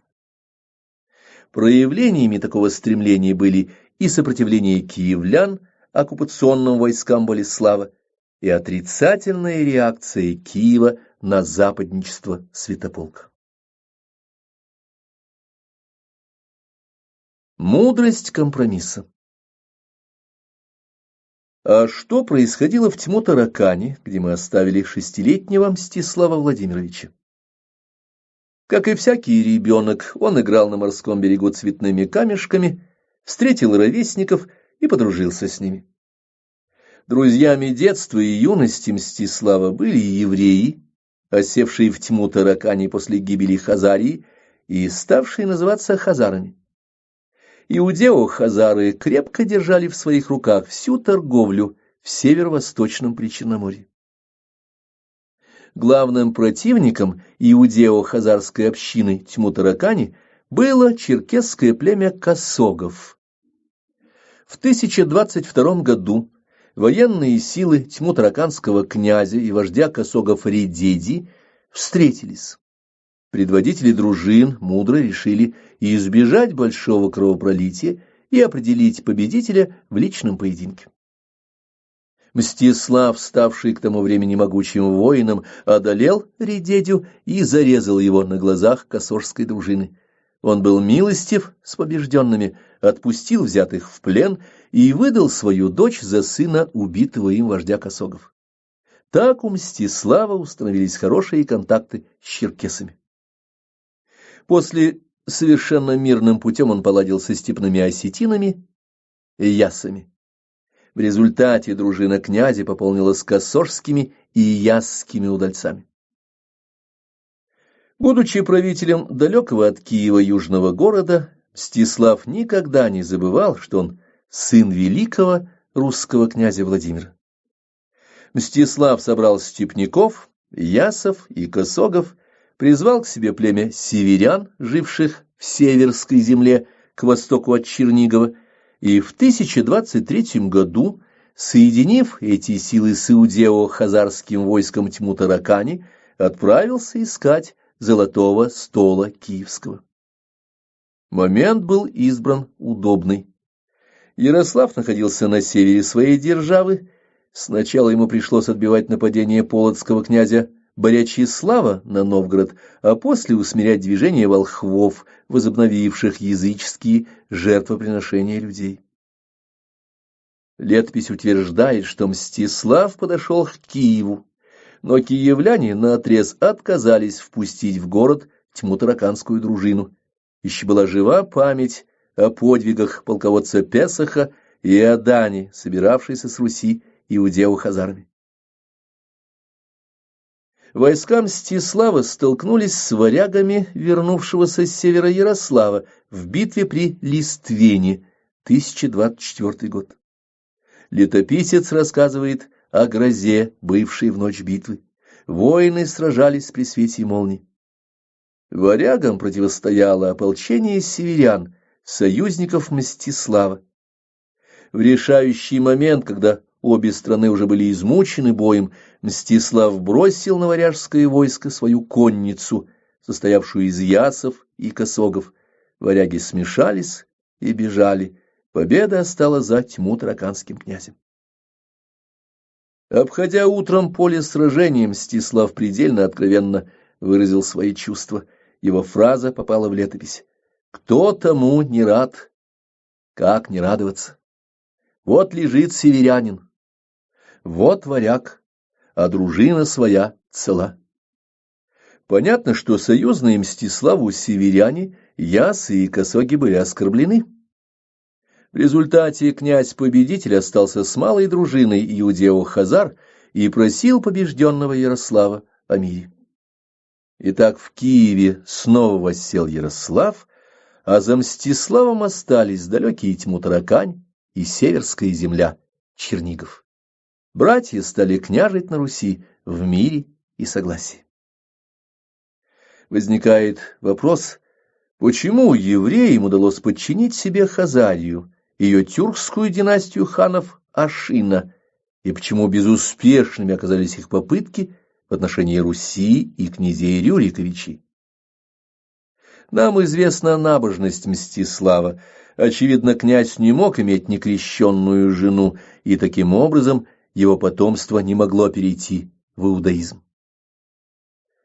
После заключения мира с братом Мстислав жил преимущественно в своих черниговских владениях.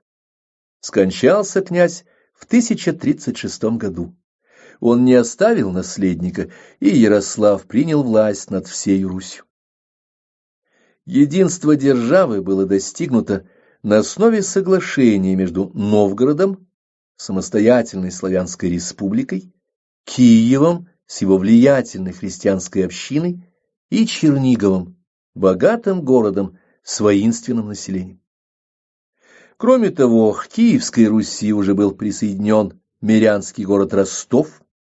Именно это соглашение, компромисс, основанный на признании отдельными областями Руси верховной власти великого киевского князя, принесло стране долгожданный покой. Это было самое великое достижение Ярослава, прозванного мудрым. Перемены. К сожалению, всякий компромисс годен для определенного момента, и надежное будущее державы он обеспечить не может. Это будущее во многом зависит от верного выбора друзей. Ярослав поддерживал отношения с варягами и был готов к дружбе с Польшей, но, к сожалению, ни он, ни его окружение не испытывали симпатии к Византии. Ухудшение отношений между Киевом и Константинополем в 30-е и 40-е годы XI века происходило на фоне резкого обострения противоречий между православным Востоком и католическим Западом. Римский папа требовал признания себя главою христианской церкви. Константинопольский же патриарх Михаил Кируларий стоял на том, что греческая церковь ничем не уступает римско-католической. Папа опирался на поддержку Западной Европы, Германии, Франции, испанских королевств, города республики Генуи, а Царьград искал помощи у завоеванной им Болгарии и добровольно присоединившейся к Византии Сербии.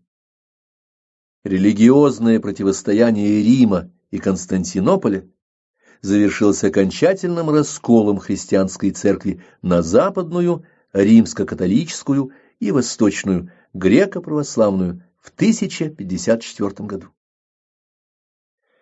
Тем временем антигреческие настроения Ярослава и его окружения, во многом вызванные стремлением освободить Киевскую митрополию от опеки константинопольского патриарха, вылились в военный конфликт. В 1043 году русский флот во главе с сыном Ярослава Владимиром и воеводой Вышатой двинулся на Константинополь. Летописец сообщает, что буря велика разбила корабли русских. Но, вероятно, причиной гибели русского флота вновь стал греческий огонь. Во всяком случае, спасавшихся на берегу русских избивала и брала в плен латная конница византийцев. Владимиру, счастью дружины, удалось вернуться на Русь, а воевода Вышата был пленен и выпущен греками лишь спустя 3 года. Множество русских пленных византийцы ослепили. Эта неудача заставила Ярослава прекратить активную внешнюю политику, направленную против греков. При дворе Ярослава по-прежнему сохранялись 3 партии: одна западническая, другая исключительно национальной ориентации, считавшая, что Русь может соперничать с любыми коалициями западных держав, и третья, стремившаяся к миру и дружбе с Византией. Западников возглавлял Изяслав Ярославич, в крещении Дмитрий, старший сын великого князя, национальную партию Святослав Ярославич, сидевший в Чернигове, провизантийскую партию Всеволод, княжевший в Переяславле, третий сын Ярослава. После смерти Ярослава Мудрого в 1054 году в Киеве воцарился Изяслав. В то время немалые перемены произошли не только в Западной Европе и Византии, но и в Великой Степи. Проникавшая с IX века в печенежские кочевья мусульманская пропаганда делала свое дело. Правда, ей противодействовала пропаганда христиан, но сторонники христианства потерпели поражение у печенегов, большинство которых высказалось за принятие ислама. В результате печенеги сделались злейшими врагами всех христианских стран. В 1036 году, в отсутствие Ярослава, они совершили набег на Киев. Подоспевший с варягами и новгородцами Ярослав, пополнив войско киевлянами, дал бой печенегам на месте нынешней Святой Софии. Битва была жестокая и упорная. Ярослав едва одоле к вечеру. Зато разгром печенегов был полный, и это племя больше не тревожило Русь. Остаток их бегает где-то и до сего дня, сообщил летописец. Византия в это время терпела тяжелые неудачи в борьбе с родственным печенегам народом, туркменами-сельджуками, и печенеги, и сельджуки принадлежали к одной ветви тюркских народов – огузам. Сознание родства и единоверия двух племен, сельджуки также исповедовали ислам, сделало их грозными противниками греков. Малоазийские области империи захватывали сельджуки, доходя порой до города Никеи и пролива Босфор, а на Балканском полуострове греков теснили печенеги. Со второй половины XI века полное завоевание туркменами-сельджуками всей Малой Азии стало реальной угрозой для Византийской империи. В тот же период на историческую сцену Восточной Европы вышли куманы. К середине XI века они захватили почти всю территорию современного Казахстана, пересекли нижние течения Волги и появились в южно-русских степях. Голубоглазых, светловолосых куманов на Руси стали называть половцами, от слова «полово», которое означает рубленную солому, имеющую матово-желтый цвет. У половцев был давний заклятый враг – печенеги. Степная вендетта, длившаяся века, в XI веке особенно ожесточилась из-за вероисповеданий. Как мы знаем, печенеги приняли ислам, половцы же сохраняли языческие верования своих предков. После смерти Ярослава Мудрого князь Всеволод пытался установить контакты с половцами, но безуспешно. Постоянные стычки русских и половцев завершились тем, что в сентябре 1068 года половцы двинулись в большой поход на русскую землю. Трое ярославичей — Изяслав, Святослав и Всеволод — встретили кочевников на реке Альте. Кавалерийский бой оказался для русских неудачным. Как сказал поэт, «С рассветом на половцев князь Изяслав там выехал, грозен и злобен, свой меч двоеручный высоко подъяв, святому Георгию подобен, но к ночи, руками за гриву держась, конем увлекаемый с бою, уж по полю мчался израненный князь, с закинутой навзничь головою». Ярославичи потерпели поражение. Изяслав бежал в Киев, где киевляне потребовали у него оружия и коней, чтобы вновь сразиться с половцами, но князь не решился дать народу оружие. Западник Изяслав хорошо знал свою непопулярность. Киев возмутился, и великий князь, забрав сына Мстислава, бежал в Польшу.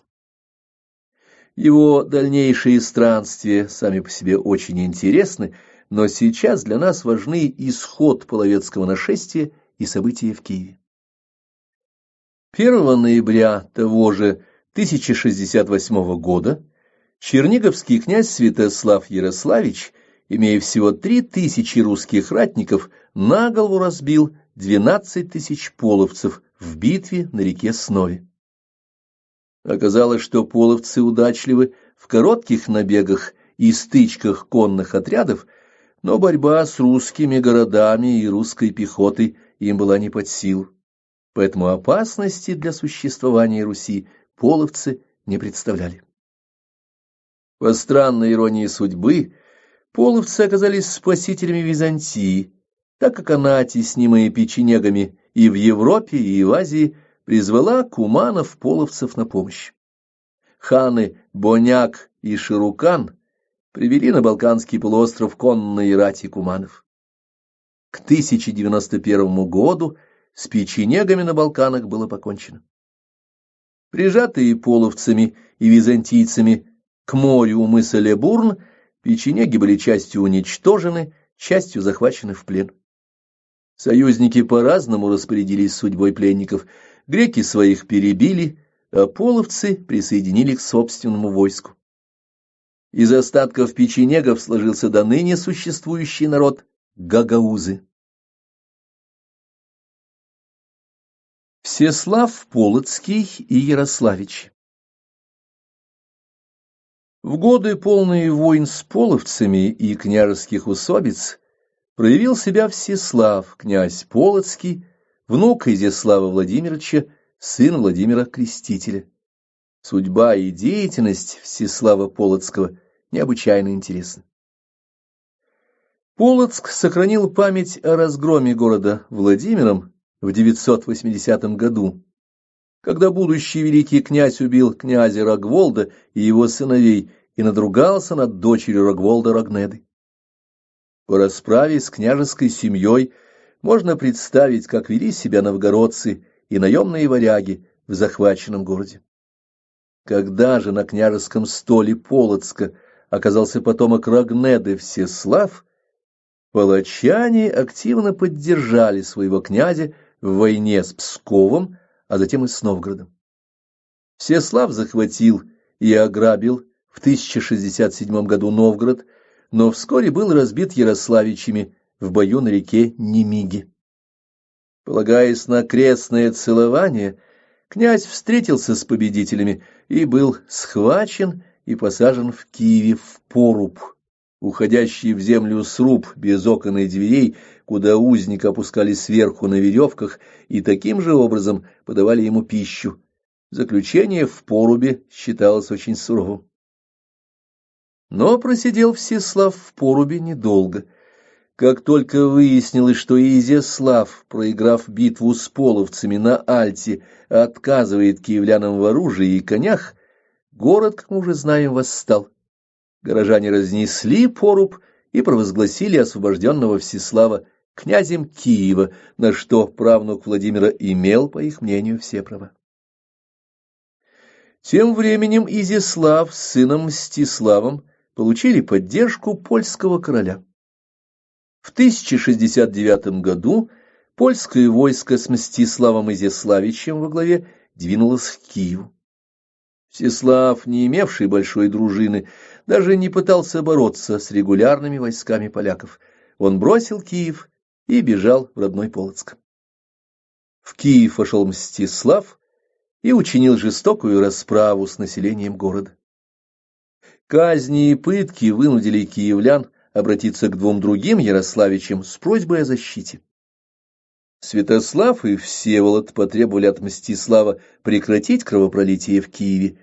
Казни прекратились, а от польского войска киевляне избавились средством, испытанным еще при Святополке Окаянном, массовыми убийствами размещенных на постой польских ратников. Поляки вернулись на родину, а в Киеве вокняжился Изяслав. Но в 1073 году непопулярный князь был вновь изгнан киевлянами, выступившими на сей раз в союзе с братьями Изяслава, Святославом и Всеволодом.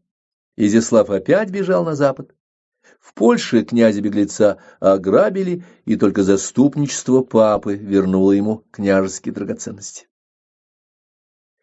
Между тем в Киеве воссел на престол второй сын Ярослава Мудрого, князь Черниговский Святослав, которого полностью поддерживал третий Ярославич Всеволод. Святослав, человек умный и волевой, был прекрасным полководцем. При этом он стремился к контактам с обосновавшимися в южнорусских степях половцами и совсем не тяготел к западу. Его позицию можно назвать националистической. К сожалению, узкие националисты всегда рискуют остаться без поддержки со стороны.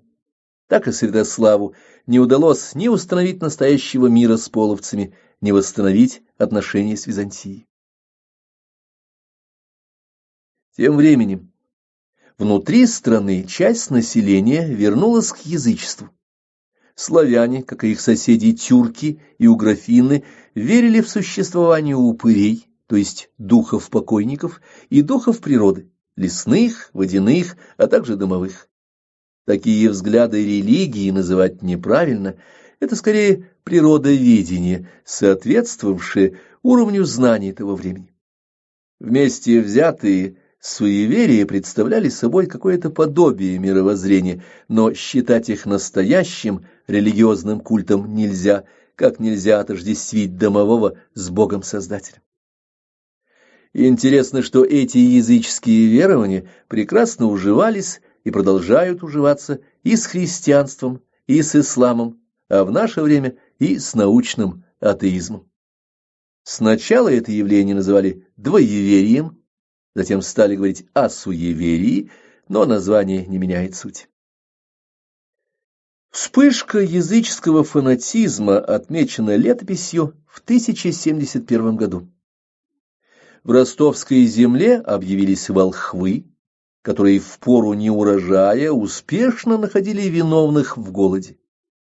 Жертвами волхвов обычно становились женщины, очевидно, зажиточные крестьянки. Доставая у несчастных из-за спины зерно, волхвы убеждали волнующийся народ, что бабы прячут жито. Женщины погибали, а движение волхвов, фанатиков-изуверов, захватывало все новые области. На Белоозере воинствующие язычники столкнулись с Яном, воеводой Святослава. Ян, сын воеводы Вышаты, так неудачно ходившего на Царьград в 1043 году, был человек бесстрашный и на беду волхвов беспощадный. Разогнав с немногими воинами мятежную толпу, он заставил белозерцев выдать ему волхвов-зачинщиков. Летопись передает разговоры Яна и волхвов.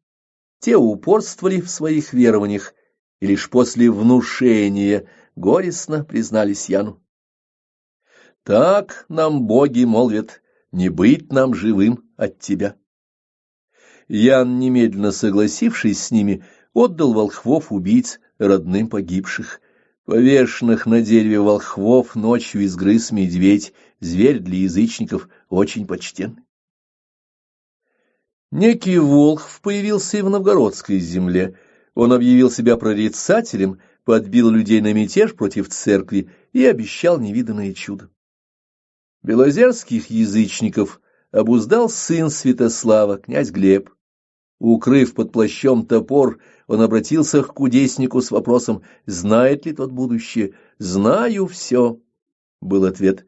Князь спросил, «Знаешь ли, что будет с тобою сегодня?» «Чудеса великие сотворю», — пророчествовал Волхв.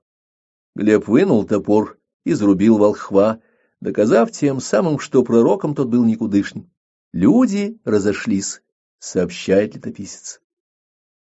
Так энергичными действиями власти было подавлено возрождение язычества на севере Руси.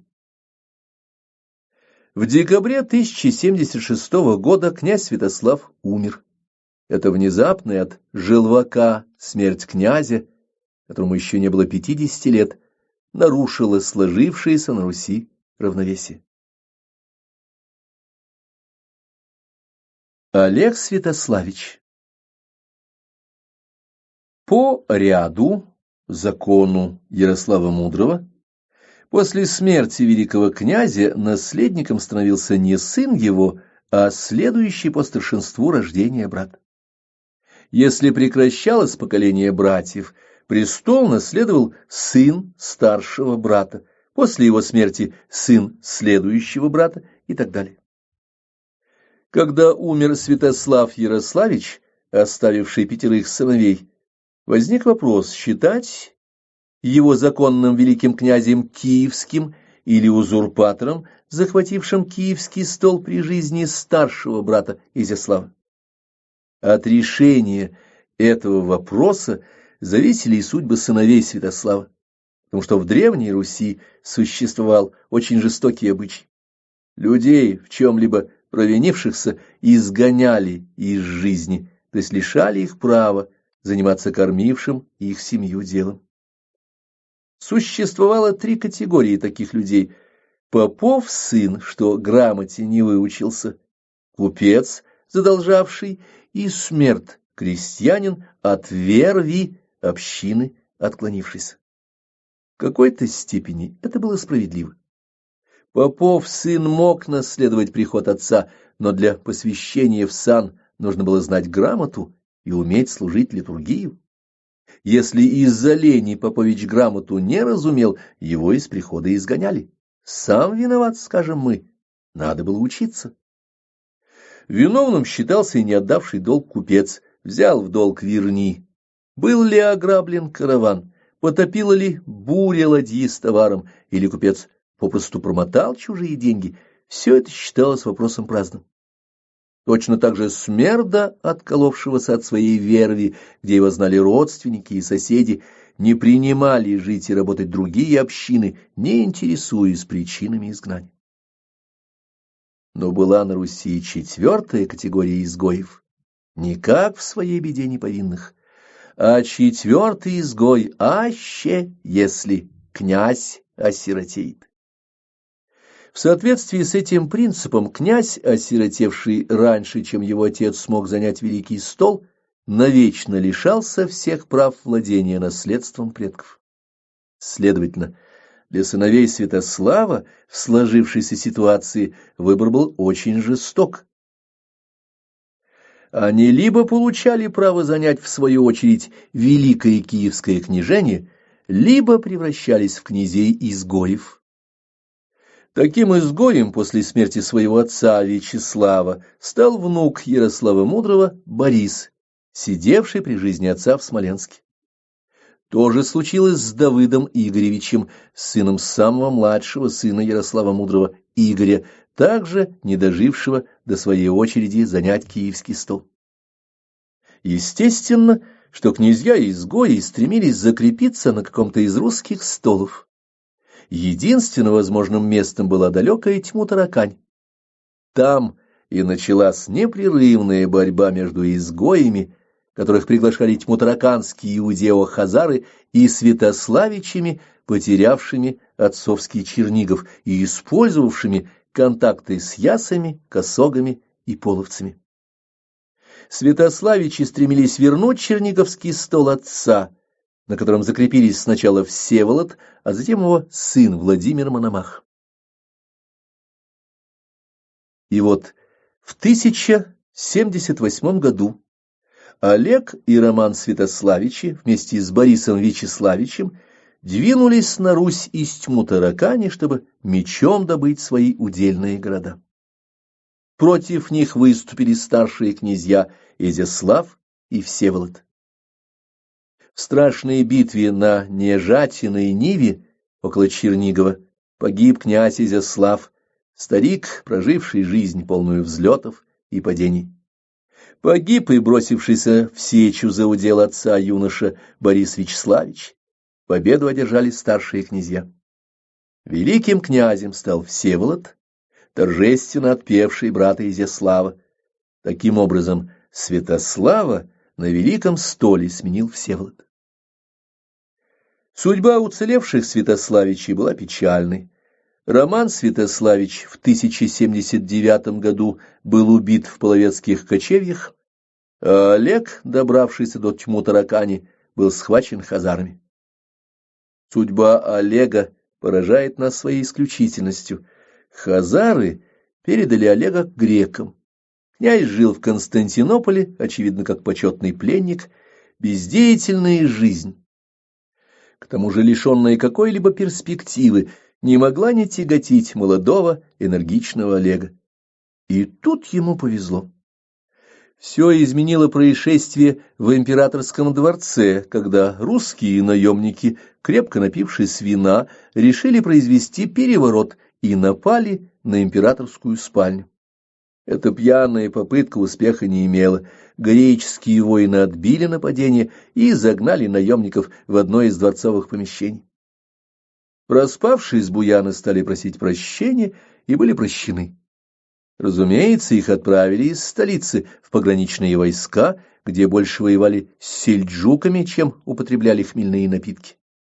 Русская гвардия при дворе Базилевса была ликвидирована и заменена воинами из англосаксов. Как известно, в 1066 году герцог Нормандии Вильгельм Завоеватель разбил короля Англии Харальда. В битве при Гастингсе Харальд погиб. Англия была захвачена норманнами, а англосаксы подверглись столь жестокому угнетению завоевателей, что стали покидать родину, охотно нанимаясь на военную службу в Византию. После нелепого бунта пьяных варягов Олега Святославича, как русского, перевели на остров Родос. Там он женился на греческой патрицианке Феофании Музалон и через 2 года получил разрешение вернуться в Тьму-Таракань, где укрепились поддержанные хазарами изгои Давыд Игоревич и Володарь. В 1083 году к причалу Тьму-Таракани подошла византийская галера с архонтом Русии, греческий сан русского князя, Олегом и его молодой женой. Олег сошел на берег, и в Тьму-Таракани учинилась резня. Были истреблены иудео-хазары, давние враги Олега, и изгнаны князья Давыд и Володарь. Ясно, что собственными силами Олег не смог бы расправиться с еврейской общиной Тьму-Таракани. Кто мог поддержать нового князя и произвести эту жестокую экзекуцию? Очевидно, лишь коренные жители, ясы и косоги, и, возможно, половцы. Некоторое время Олег держался в Тьму-Таракани, сохраняя отношения с Византией, а в 1094 году, отдав город Василевсу Алексею Камнину, ушел с дружиной на Русь. Он взял в союзники половцев, выгнал из Чернигова своего двоюродного брата Владимира Всеволодовича Мономаха и вокняжился в городе своего отца. Глава 5. Миг единства. В поисках союзников. Всеволод, ставший великим князем, на короткое время объединил под своей властью большую часть Руси, посадив сыновей в удельных городах. Византийские симпатии Всеволода угасали, и это неудивительно. Во второй половине XI века Византия почти потеряла Малую Азию.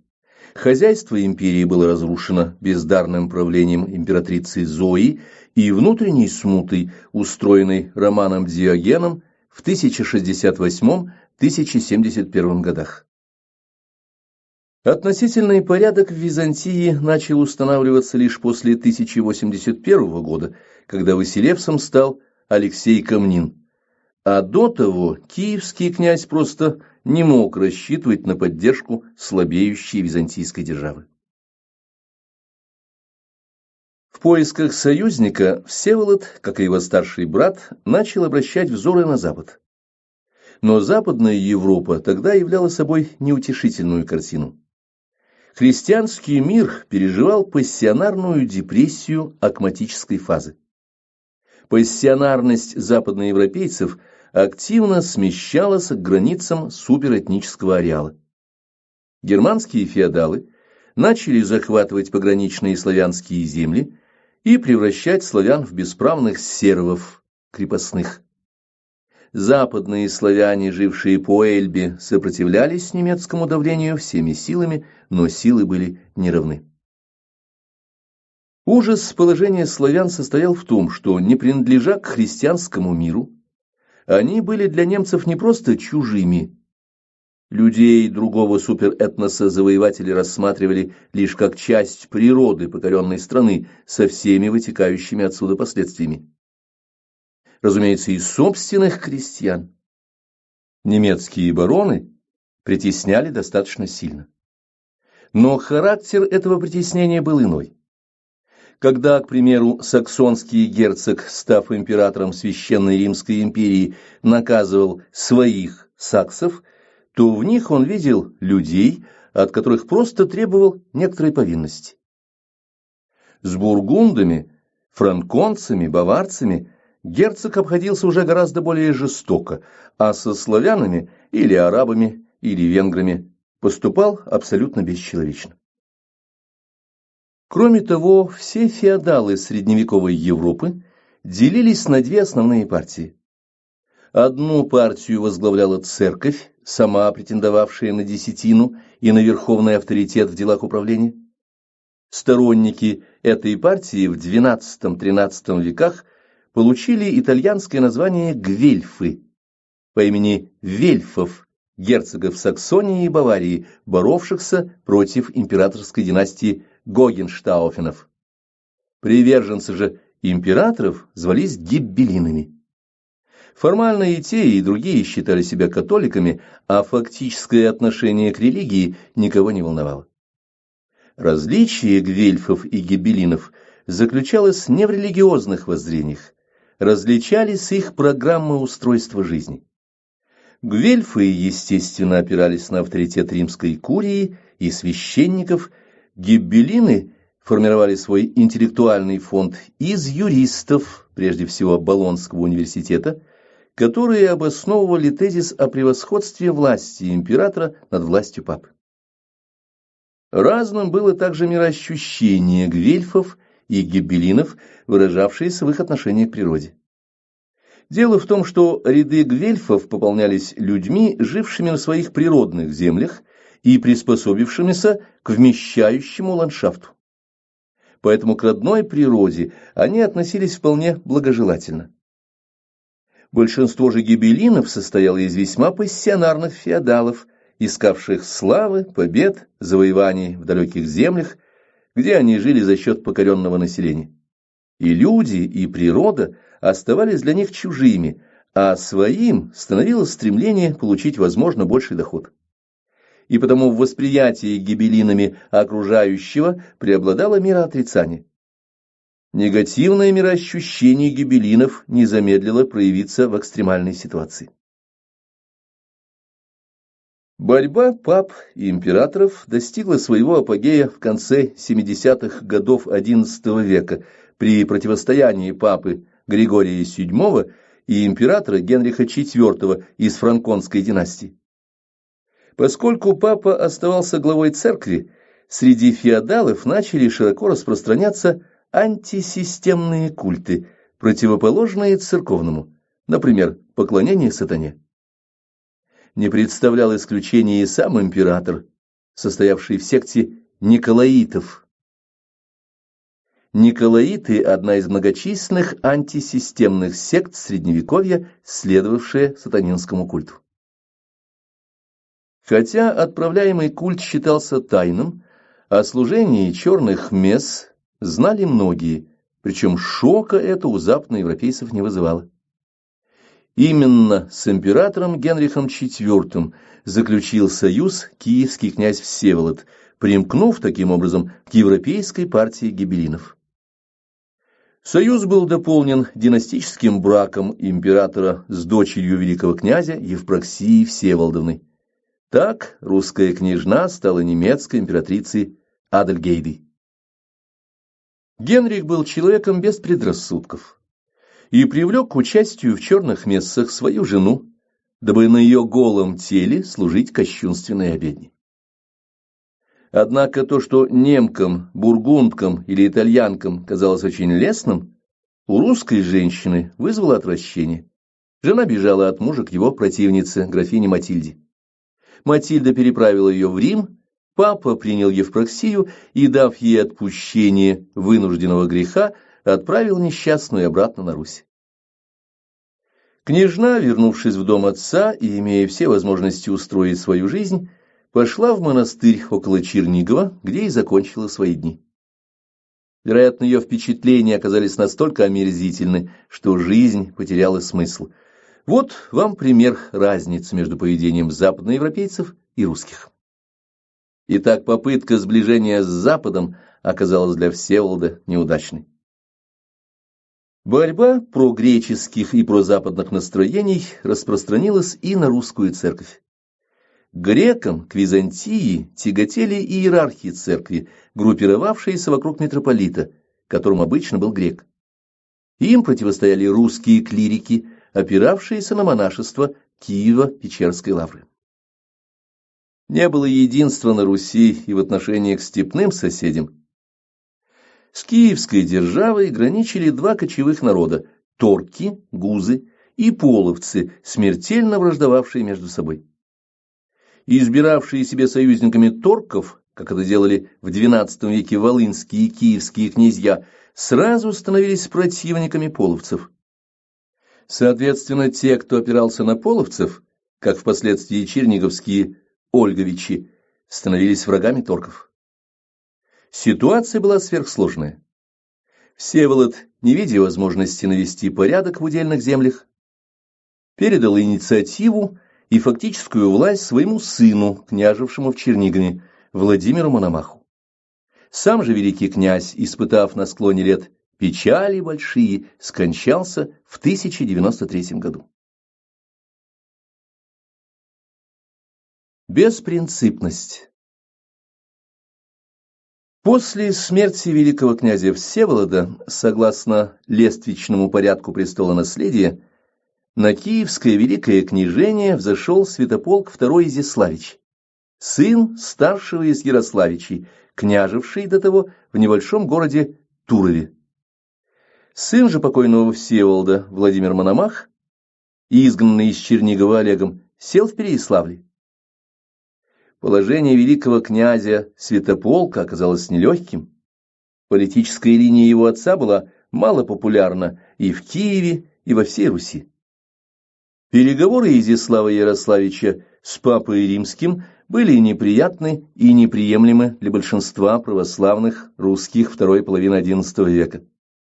Став великим князем, Святополк не повторял подобных попыток и постарался сменить свое окружение. Как когда-то Всеволод отверг дружину свою старшую, Святополк также приблизил к себе совершенно новых людей. Летописец зовет их унами, то есть юными, но обозначает так не возрастное, а поведенческое отличие. Вместо старшей дружины, то есть соратников и друзей Ярославичей, у Киевского престола собрались новые люди. Они были надежными помощниками великого князя, но при условии, что их служба хорошо оплачивалась. Сподвижниками святополка становились уже не бескорыстные родители русской земли, но хитрые, алчные и часто совершенно бессовестные придворные. Чтобы уверенно опираться на них, великому князю требовались немалые деньги. И святополк пошел на нехитрую операцию. Он пригласил из Германии евреев-ростовщиков. Ростовщики получили право жительства в Киеве, возможность построить синагогу и свободу в финансовых операциях. Прибывшие с запада в Киев евреи, благодаря своему опыту и сплоченности, быстро отняли у непривычных к ростовщичеству киевлян большую часть клиентуры. Однако ростовщики-евреи не ограничились этой деятельностью. Сужая великому князю деньги, они требовали для себя возможности максимальной наживы. Наиболее выгодным коммерческим предприятием в то время была торговля рабами. Естественно, что кредиторы подталкивали святополка к военным походам, целью которых был захват пленников, служивших платой великого князя ростовщикам. Противостоять зависимой политике князя могли бы святославичи, но ведь они сидели в Чернигове, и поскольку киевляне не хотели черниговцев, шансов у святославичей не было никаких. Сын Всеволода, Владимир Мономах, сидел у себя в Переяславле и не мог покуситься на права старшего брата, а должен был исполнять его волю, поскольку заключил с ним политический союз. Святополк решил развязать войну, а воевать ради невольников киевский князь мог только с половцами. Надо сказать, что половцы были лишены той маневренности, которую традиционно приписывают кочевникам. Как и все степняки, они занимались скотоводством. Но для зим южно-русских степей характерны обильные снегопады, когда толщина снегового покрова порой превышает 40 сантиметров. В таких условиях скот не может питаться подножным кормом. И в снежную пору половцы поневоле оказывались прикованными к местам зимовок, а летом к сенокосам. Даже при хорошо подготовленных зимовках половецкий скот сильно тащал. Особенно страдали ездовые кони, а значит и военная мощь этого племенного союза. После нескольких неудачных сражений Святополк II, а с ним Владимир Мономах и старший брат уже известного нам Олега Святославича Давыд, начали нападать на становище половцев, стремясь перенести тяжесть военных действий в Половецкую степь. Половцам пришлось защищать зимовье, где находились их женщины и дети. Воловьи упряжки с семьями и утварью кочевников, двигавшиеся со скоростью около 4 км в час, не могли уйти от русской конницы. Половцы поневоле принимали навязываемые им сражения. Очевидно, что отнюдь не степняки представляли на рубеже XI-XII веков основную опасность для Киевской Руси. В это время обозначило себя явление более грозное – падение нравов, отказ от традиционной русской этики и морали. В 1097 году в Любиче состоялся княжеский съезд, положивший начало новой политической форме существования страны. Там было решено, что каждый додержит отчину свою. Таким образом, Русь начала превращаться в конфедерацию независимых государств. Князья поклялись нерушимо соблюдать провозглашенное и в том целовали крест. Но только съезд окончился, один из князей, Давыд Игоревич, схватил с разрешения Святополка II на Киевской земле князя Василька Теребовльского и велел его ослепить. Ни о чем подобном до тех пор на Руси не слыхивали. Инцидент возмутил всех, но тем не менее Святополк остался великим князем, а Давыда лишь в 1100 году сослали княжить в Бужск. А что же православная церковь? Она, разумеется, осудила эту акцию с христианских позиций, но не более того. ведь и в церкви единства не было. Как мы помним, византийцы, митрополичьи окружения, враждовали с монашеской общиной Киево-Печерской лавры. Вот пример, иллюстрирующий сложность отношений церковных партий великого князя и его западных друзей. В Киево-Печерском патирике есть рассказ о печерском иноке Евстратии, проданном в Крыму торговцу-иудею. Тот требовал от инока отречения от Христа, мучил его и, не сломив голодом привыкшего к постам Евстратия, распял монаха. Монах погиб. Слух о случившемся прошел по всему Крыму и достиг Константинополя. Император Византии Алексей Комнин преступления не прощал, шутить не любил и уничтожил еврейскую общину в Крыму.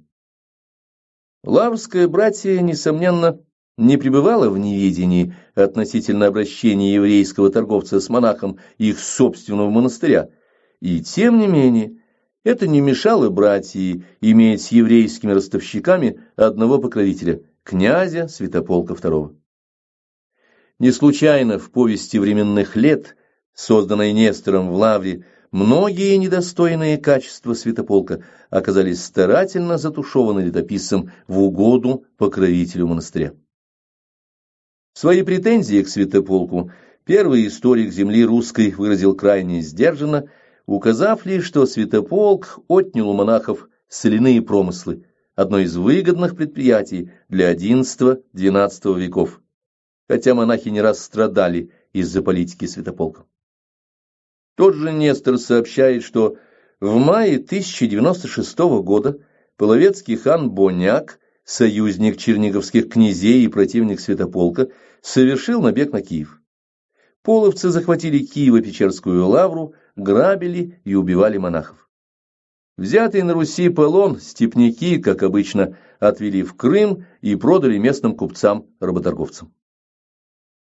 Легко понять, что политика, проводимая Святополком II, была далека от стратегических, политических, экономических и культурных интересов Руси. Война с половцами велась из-за стремления захватить как можно больше пленников и продать их на невольничьих рынках. Естественно, что киевляне были крайне недовольны политикой Святополка, но у него была достаточно сильная дружина, и в ней командовали унаи. Восставать в таких условиях горожанам было слишком рискованно. Но все люди смертны. В 1113 году Святополк умер, и тогда прорвались народные страсти. Были разграблены дома многих бояр, двор Тысяцкого Путяты и лавки евреев-ростовщиков. Так произошел первый в Киеве еврейский погром. Киевляне расправлялись с еврейскими купцами и их сторонниками, действуя с истинно народным размахом. Не все в городе одобряли стихийно начавшиеся действия киевлян. Богатые бояре понимали, что аппетит приходит во время еды, а значит, это безобразие может коснуться и их. Поэтому они послали депутацию во главе с митрополитом к Владимиру Мономаху, правителю сильному и достаточно популярному в народе. Отец и сын. Владимир явился с небольшим отрядом, киевляне не оказали ему никакого сопротивления, а наоборот признали великим киевским князем.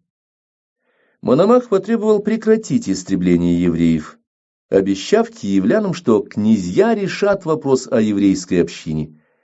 И на княжеском съезде в Выдобиче этот вопрос был решен. Владимир Мономах заявил, что конфисковывать еврейское имущество, хотя и нажитое неправедным путем, он не будет. Евреи сохранили право на все, приобретенное ими на Руси. Но им отказали в праве на жительство, а тайно приезжавшие лишались покровительства закона. Всем евреям предлагалось немедленно выехать туда, откуда они явились, для чего им был выделен необходимый конвой. После событий 1113 года западничество на Руси исчезло до XIII века, и в дальнейшем боролись лишь две партии – провизантийская и русская. Не менее эффективно решил Мономах и половецкую проблему. Русские рати, проигрывая отдельные стычки, легко выиграли войну со столь немобильным противником. Решающий поход в 1111 году был общерусским. На Донце кочевники были разбиты, а в 1116 году сын Владимира Мономаха Ярополк разгромил половецкие вежи и на Дону. В 1120 году тот же Ярополк уже не нашел половцев на Дону, кочевники ушли вглубь степи. В итоге этих походов западные кочевья между Доном и Карпатами были приведены к покорности. Половцы, жившие на этой территории, вошли в состав Руси на началах автономии и, будучи некрещенными, стали называться «свои поганые». От латинского «паганус» – язычник. В противоположность им половцы, жившие за Доном, на Волге и Кубани, именовались дикими. Дикие половцы обыкновенно выступали союзниками ростово-суздальских князей, тогда как их степные враги, жившие на южной границе Волыни, торки, поддерживали князей волынских и киевских.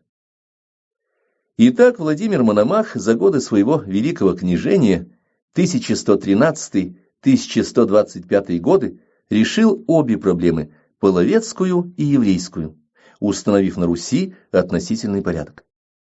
Он оставил в наследство своему сыну Мстиславу Великому, вступившему после него на престол, только проблему Полоцкого княжества.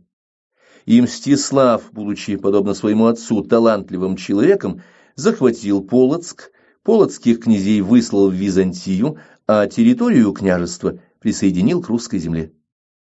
Это был период, когда вся Русь, то есть все восточное славянство, была объединена. Мстислав Великий, хотя и княживший очень недолго, 1125-1132 годы, пользовался таким уважением, что был канонизирован Русской Православной Церковью. Начало конца. После смерти Мстислава киевская держава стала быстро, спонтанно распадаться.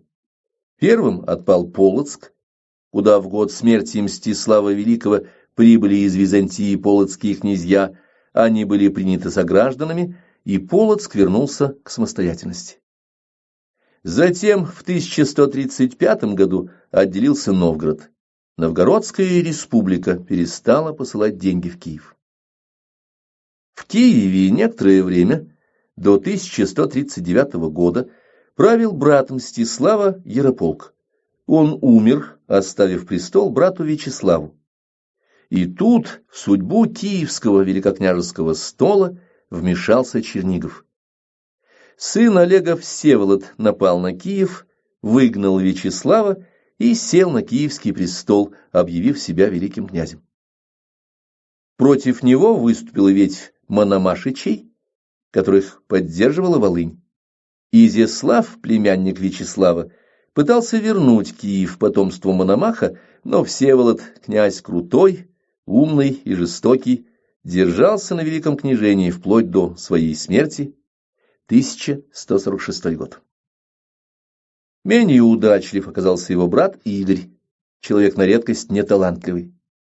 Меньше чем за месяц своего правления он сумел настроить против себя киевлян, и когда Изяслав Мстиславич, внук Мономаха, явился с Волыни с отрядом торков, киевское ополчение покинуло князя Игоря. Потерпев поражение под стенами столицы, он пытался бежать, но его конь увяз в болоте около речки Лыбедь. Игоря схватили и заточили в поруб, где он сидел до тех пор, пока третий брат, Святослав Ольгович, не собрал в Чернигове силы для освобождения свергнутого Игоря, постригшегося в заключении в монахи. Но ненависть киевлян, видевших в Игоре своего врага, была опасна и монаху. Изяслав послал дружину вывести Игоря из поруба и отвезти в храм Святой Софии, где бы святость места охраняла его. Собор пользовался правом убежища. Но киевляне на соборной площади отбили его у стражников и растоптали ногами, а труп бросили здесь же без погребения. 1147 год. Началась упорная война между Черниговским и Киевским княжествами. В это время отделилась и стала фактически самостоятельной Ростово-Суздальская земля, где правил сын Мономаха Юрий Долгорукий, законный глава старшей линии Мономашичей. Изяслав же, любезный киевлянам, относился к младшей линии Мономашичей. Перечислять все бесконечные столкновения, пожалуй, не имеет смысла. Достаточно отметить то, что Долгорукий умер от яда, 1157 год. Его сын Андрей Юрьевич Боголюбский, живший в селе Боголюбове, откуда и прозвище, унаследовал Ростово-Суздальское княжество отца. Как видим, дети Мономаха схлестнулись с его внуками не на жизнь, а на смерть. Борьба Ростово-Суздальских князей Юрия Долгорукова и Андрея Боголюбского с волынскими князьями Изяславом Мстиславичем, Мстиславом и Романом за киевский стол, конечно, была борьбой дядьев с племянниками, но рассматривать ее как семейную ссору неправильно. Действительно, в соответствии с этикетом того времени летописцы писали «князь пошел», «князь решил», «князь совершил», независимо от того, было ли князю 6 лет, 33 года или шел 8-й десяток. Очевидно, что так быть не могло. Как уже говорилось, боролись между собой стоявшие за князьями военно-политические группировки, выражавшие интересы тех или иных земель распадавшегося русского государства. Процесс этот, начало которому исподволь положили решение Любечского съезда князей, 1097 год, через 70 лет стал необратимым, и киевская держава к началу XIII века разделилась на несколько независимых государств. Окончательно обособились северо-восточная Русь и юго-западные земли – Волынь, Киевщина и Галиция. Самостоятельным государством стало Черниговское княжество, где правили Ольговичи и Давыдовичи. Выделились и Смоленск, и Турово-Пинская земля. Обрел полную независимость Новгород. А половцам, завоеванным и подчиненным, даже не пришлось нарушать своих обязательств. Они сохраняли автономию, на которую русские князья и не думали покушаться. Государственный распад Руси отражал происходивший распад этнической системы, хотя во всех княжествах жили по-прежнему русские, и все они оставались православными. Чувство этнического единства между ними разрушалось. Ярким примером утраты этнической комплементарности стал поступок князя Андрея Боголюбского. В 1169 году, захватив Киев, Андрей отдал город на трехдневное разграбление своим ратникам. До того момента на Руси было принято поступать подобным образом лишь с чужеземными городами. На русские города ни при каких междоусобицах подобная практика никогда не распространялась. Приказ Андрея Боголюбского показывает, что для него и его дружины в 1169 году Киев был столь же чужим, как какой-нибудь немецкий или польский замок. Следовательно, в конце XII века Древняя Русь вступила в новую фазу этногенеза – обскурацию. Пассионарность Руси неуклонно снижалась, и потому разнообразие ландшафтов, традиций и вариаций поведения вело к торжеству центробежных тенденций. В силу этого обстоятельства и оказалась Русь разорванной на отдельные княжества и уделы, которым в этническом смысле соответствовали различные этносы и субэтносы. Последние были крайне разнообразны. Так в Смоленской земле имелось около десятка уделов. То же самое наблюдалось на территории Ростово-Суздальского и Черниговского княжеств. В Галицкой земле даже сохранилась область, в которой правили не Рюриковичи, а потомки древних славянских вождей – болховские князья. Языческие, балтские и угрофинские племена – ятвяги, Литва, Жмуть, эсты, мордва, черемисы, зыряне – Заволоцкая Чуть по-прежнему оставались за пределами Руси. Такой она и вступила в XIII столетие, век своей трагической гибели.